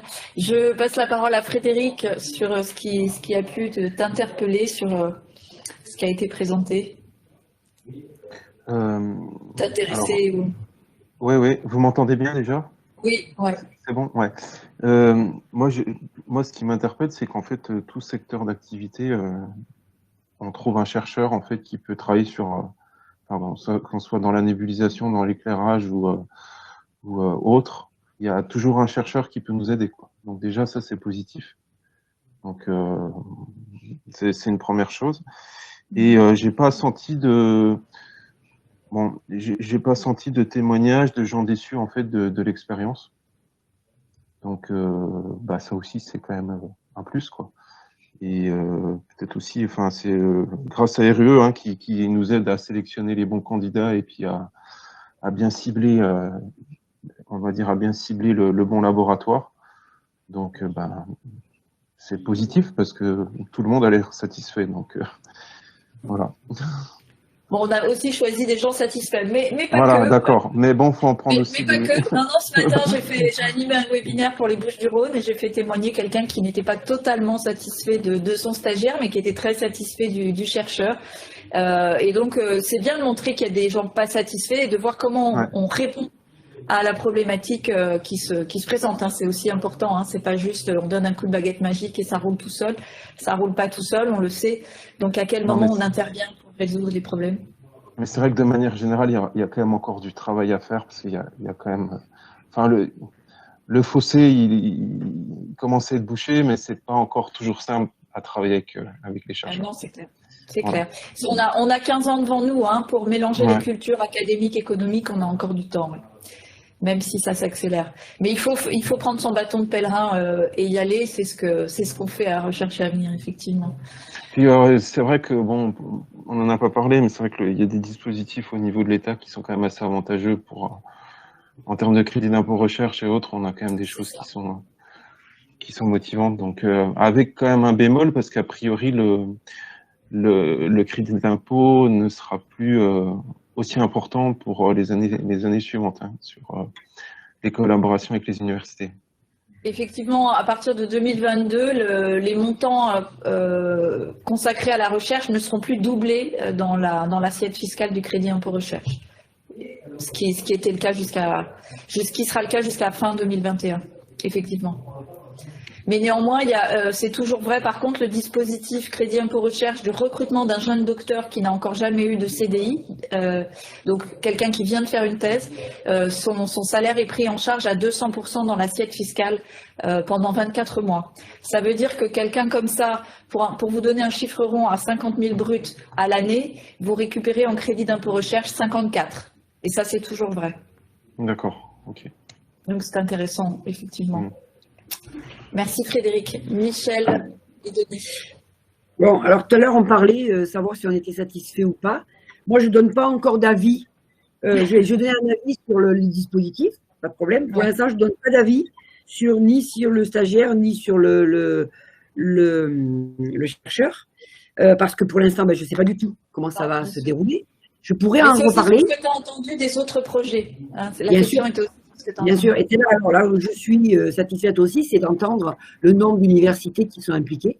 Ça, j'avoue que c'est bien, parce que ça ouvre à plein d'endroits, et si on n'en a pas un endroit, on l'aura ailleurs. Et ça, c'est assez génial. Ce que disait la personne d'avant moi, c'est, en effet, on a quand même des chercheurs qui sont capables d'intervenir sur plusieurs projets. Et peu importe qu'on soit dans la parfumerie, dans l'automobile et tout ça. Et ça, ça veut dire que nous est ouvert. Mais j'avoue qu'il faut oser se lancer et il faut vraiment oser faire un appel aux chercheurs. Il faut vraiment oser parce que c'est pas dans notre culture. Et je le disais en préambule, hein, c'est que moi, j'ai été échaudée, quoi. Moi, j'ai vraiment été échaudée. Je peux vous dire que j'ai été échaudée. Alors, c'était pas de la recherche, forcément, c'était on avait fait intervenir une université parce qu'elle avait besoin des jeunes sur des projets et tout ça. Moi, mon année était finie, ils avaient à peine commencé le projet, quoi. Donc, j'ai vraiment, je veux vraiment qu'on s'y remette et il faut que j'en sois satisfaite. Voilà, je le dis autant que sur l'étudiant que sur le chercheur. Je pourrais vous dire ça, je pense, au bout des 7 mois qui sera là pour le jeune étudiant. Mais c'est très bien qu'il y ait beaucoup d'universités qui s'impliquent dans ce dispositif. Denis ? Moi, j'ai rien de spécial à dire, sauf peut-être une anecdote, rapide. Il se trouve que j'ai fait moi-même ma thèse en convention CIFRE. Donc, je l'ai passée en 92. Donc, vous voyez, c'est assez loin. Et ce qui me fait vraiment bizarre, c'est d'avoir entendu tout à l'heure que dans le projet d'Aqualung, il y avait le CEMEF qui était impliqué. Et il se trouve que j'étais adjoint chef de groupe pendant 3 ans au CEMEF. Donc, j'ai envie de dire, le monde est petit. D'accord. Très bien. Alors, pour conclure un petit peu ce webinaire, donc j'ai 2 points encore à partager. Le premier, pour rebondir… Stéphanie, oui. Je peux juste prendre la parole parce que dans 10 minutes, je suis à l'UMM national, j'interviens dans une séance… Eh bien, je te laisse faire la conclusion. Et voilà, je voudrais peut-être après dire 2 mots, mais je voudrais juste, dirons-nous, me positionner par rapport à ce qui a été dit et pas revenir sur mon introduction qui était largement des remerciements envers vous tous, et toi particulièrement, Stéphanie. J'ai bien entendu ce qui a été dit aujourd'hui et c'est vrai qu'on a la chance d'être dans un territoire qui a joué le jeu, mais comme par hasard sur notre territoire. C'est pas pour rien, hein. Les racines sont quand même chez nous et je vois bien que quelque part, à travers l'UMM, on est arrivé vraiment à souder un grand nombre d'acteurs. On peut citer Tournaire, Marcel qui n'était pas là, on peut en citer plein d'autres, hein, qui sont quand même des partenaires non négligeables. Ce que j'ai quand même retenu, c'est quand même que on a aujourd'hui un besoin réel, j'insiste, hein, un besoin réel de donner à ce genre d'initiative et de ce genre de mouvement ou de vague, une réelle pertinence et non pas te rendre la vie presque impossible à des moments pour toi parce que c'est compliqué. On te voit trimer, te battre et faire un boulot formidable. Hein, mais comme je t'ai déjà dit, les résultats par rapport à l'engagement que tu y mets, c'est vrai que des fois tu peux te dire purée, ça pourrait être mieux. Et c'est d'ailleurs une des raisons pour lesquelles encore aujourd'hui tu es avec nous et je t'en remercie. Donc je dis bien faire de cette vague une normalité. Et dans cette normalité, chacun y verra ce qu'il voudra. J'ai bien compris qu'à travers l'engagement des chefs d'entreprise, certains y voient un aspect plutôt d'engagement social, donc qui va donner une visibilité à l'entreprise dans ce domaine-là avec des bases solides qu'ils obtiendront grâce au travail des chercheurs qu'ils auront avec eux. D'autres seront beaucoup plus dans la technique avec de la R&D, mais là aussi on se rend bien compte qu'on a quelques paliers à franchir qui sont ceux de la sécurisation de l'information. Parce que là, on est quelques-uns. Imaginons demain qu'on multiplie par 10 ou 20 les entreprises. À quel niveau l'information dite sécuritaire dans l'entreprise, parce qu'on est sur du brevet potentiel, risque pas de dégénérer. Là, on voit très bien que malgré tout ce qu'on peut signer, on est bien loin de verrouiller tout ça. Donc, il faudra y travailler comme on travaille un peu sur la cybersécurité aujourd'hui. Rationaliser également toute la partie de la liaison entre l'université et l'entreprise et non pas en faire une pompe à fric. Excusez-moi, j'insiste, hein. Parce que pour grand nombre de chercheurs, l'entreprise est la denrée idéale. Il n'y a plus d'argent à l'État, on va le chercher dans l'entreprise. C'est pas la bonne méthode. Il faut toujours pareil. Et Charles le disait, on fait des business models, on fait un business plan, comment on interfère entre guillemets les différents acteurs pour pouvoir y arriver. Ça, c'est des questions qui sont des questions pragmatiques sur lesquelles, je pense, il y a un modèle à travailler. Et je voudrais clore en répondant à mon vice-président Bernard, qui est fortement impliqué dans ce domaine-là, d'ailleurs comme l'autre, hein, parce que j'ai 2 vice-présidents fortement impliqués dans tous ces domaines. Oui, Bernard, l'UMM, je l'ai dit, sera partie prenante. Mais pour qu'elle devienne partie prenante, mais surtout, disons-nous, faiseur de solutions, elle a besoin, d'établir par rapport à un modèle comme celui-là un cahier des charges précis pour les entreprises. Il faut qu'on puisse nous parler, branche, de manière claire aux entreprises dans leur engagement vis-à-vis de l'université. Ce qui veut dire que avec Stéphanie, on aura travaillé en amont sur ces sujets-là. Et Stéphanie, je te propose réellement de mettre en place réellement une séance de travail là-dessus. Comment, à travers tous les dispositifs, moi, entreprise, qui suis contacté pour la première fois, j'ai une réponse pragmatique sur l'engagement que j'y mets et que l'université. Mais ce qui veut dire que on a déjà mis une règle du jeu en place. Même si aujourd'hui elle est de manière, dirons-nous, sous-jacente, il faut qu'elle devienne de manière rationnelle et pragmatique. Ensuite, l'évaluation. Michel en parlait, Simili. Quelle est l'évaluation qu'on y met derrière? C'est-à-dire, à quel stade mettons-nous, entre guillemets, des facteurs d'amélioration en place pour que entreprise et université cadrent? Et pour terminer, mesure de réussite. On a abouti à quel résultat? Et mesurer sur le territoire ce que ça a réellement amené comme progression. Et pour ce faire, Bernard, on a créé, il y a 1 an et demi de ça, des clusters à l'UMM. D'ailleurs, je crois que mon président, pour lequel j'attends toujours qu'il y ait des choses qui se fassent, je suis un peu méchant, un peu sarcastique, mais je pousse le bouchon. Saisissons-nous dans chacun des clusters de cette opportunité de donner, entre guillemets, une visibilité de la relation que nous voulons à l'industrie dans chacun des clusters. Certains iront plus vite, d'autres iront dans certains sujets, d'autres iront sur d'autres sujets. Le fait c'est que nous mettrons en phase la totalité, à mon avis, du spectre que vous avez représenté, mesdames et messieurs, aujourd'hui, pour que nous portions à travers l'UMM et nos savoir-faire une relation à l'université qui se veut gagnant-gagnant.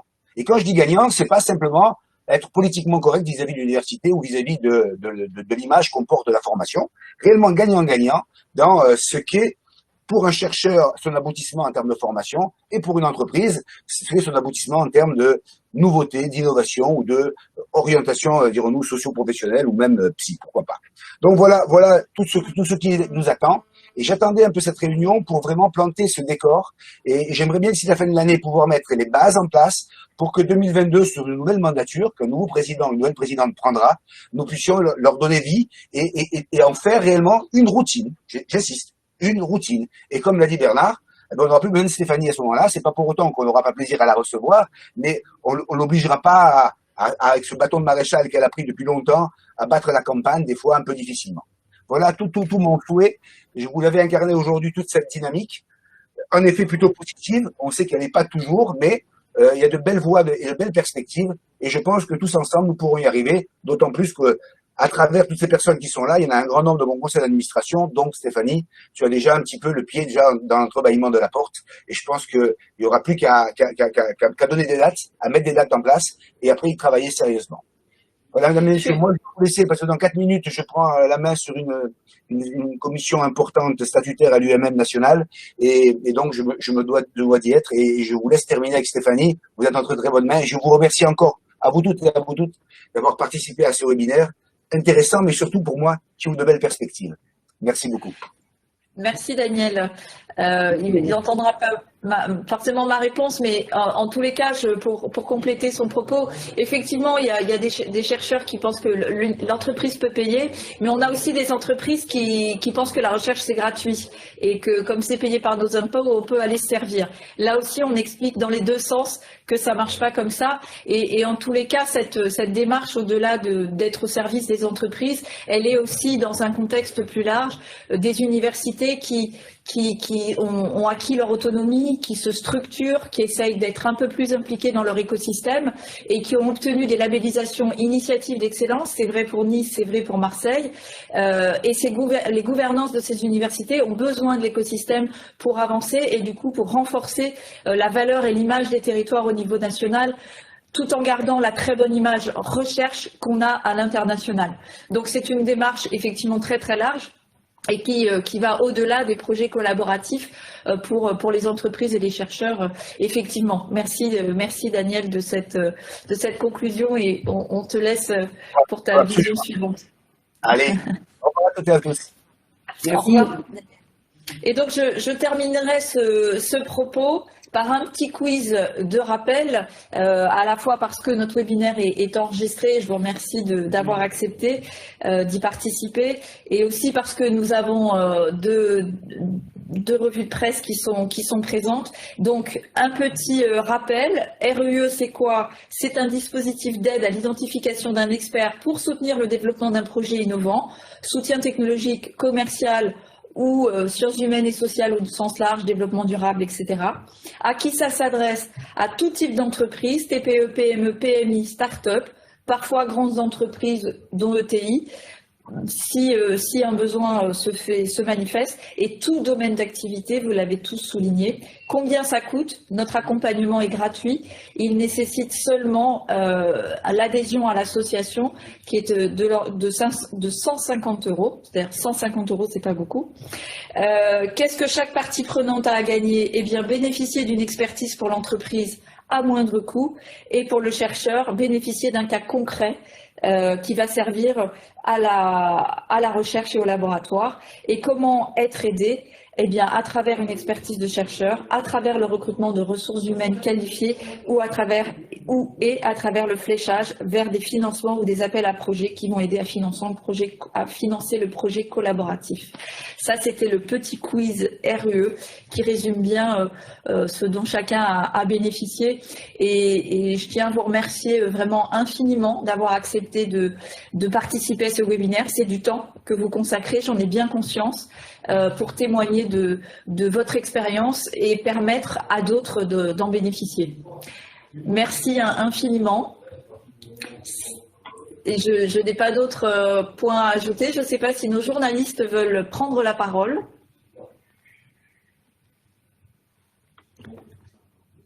Si elles sont encore là. Non, pas de questions me concernant. Merci, vous avez été très clair, très intéressant. Très bien. Eh bien, merci infiniment. Nous arrêtons là notre webinaire. Merci. À très bientôt.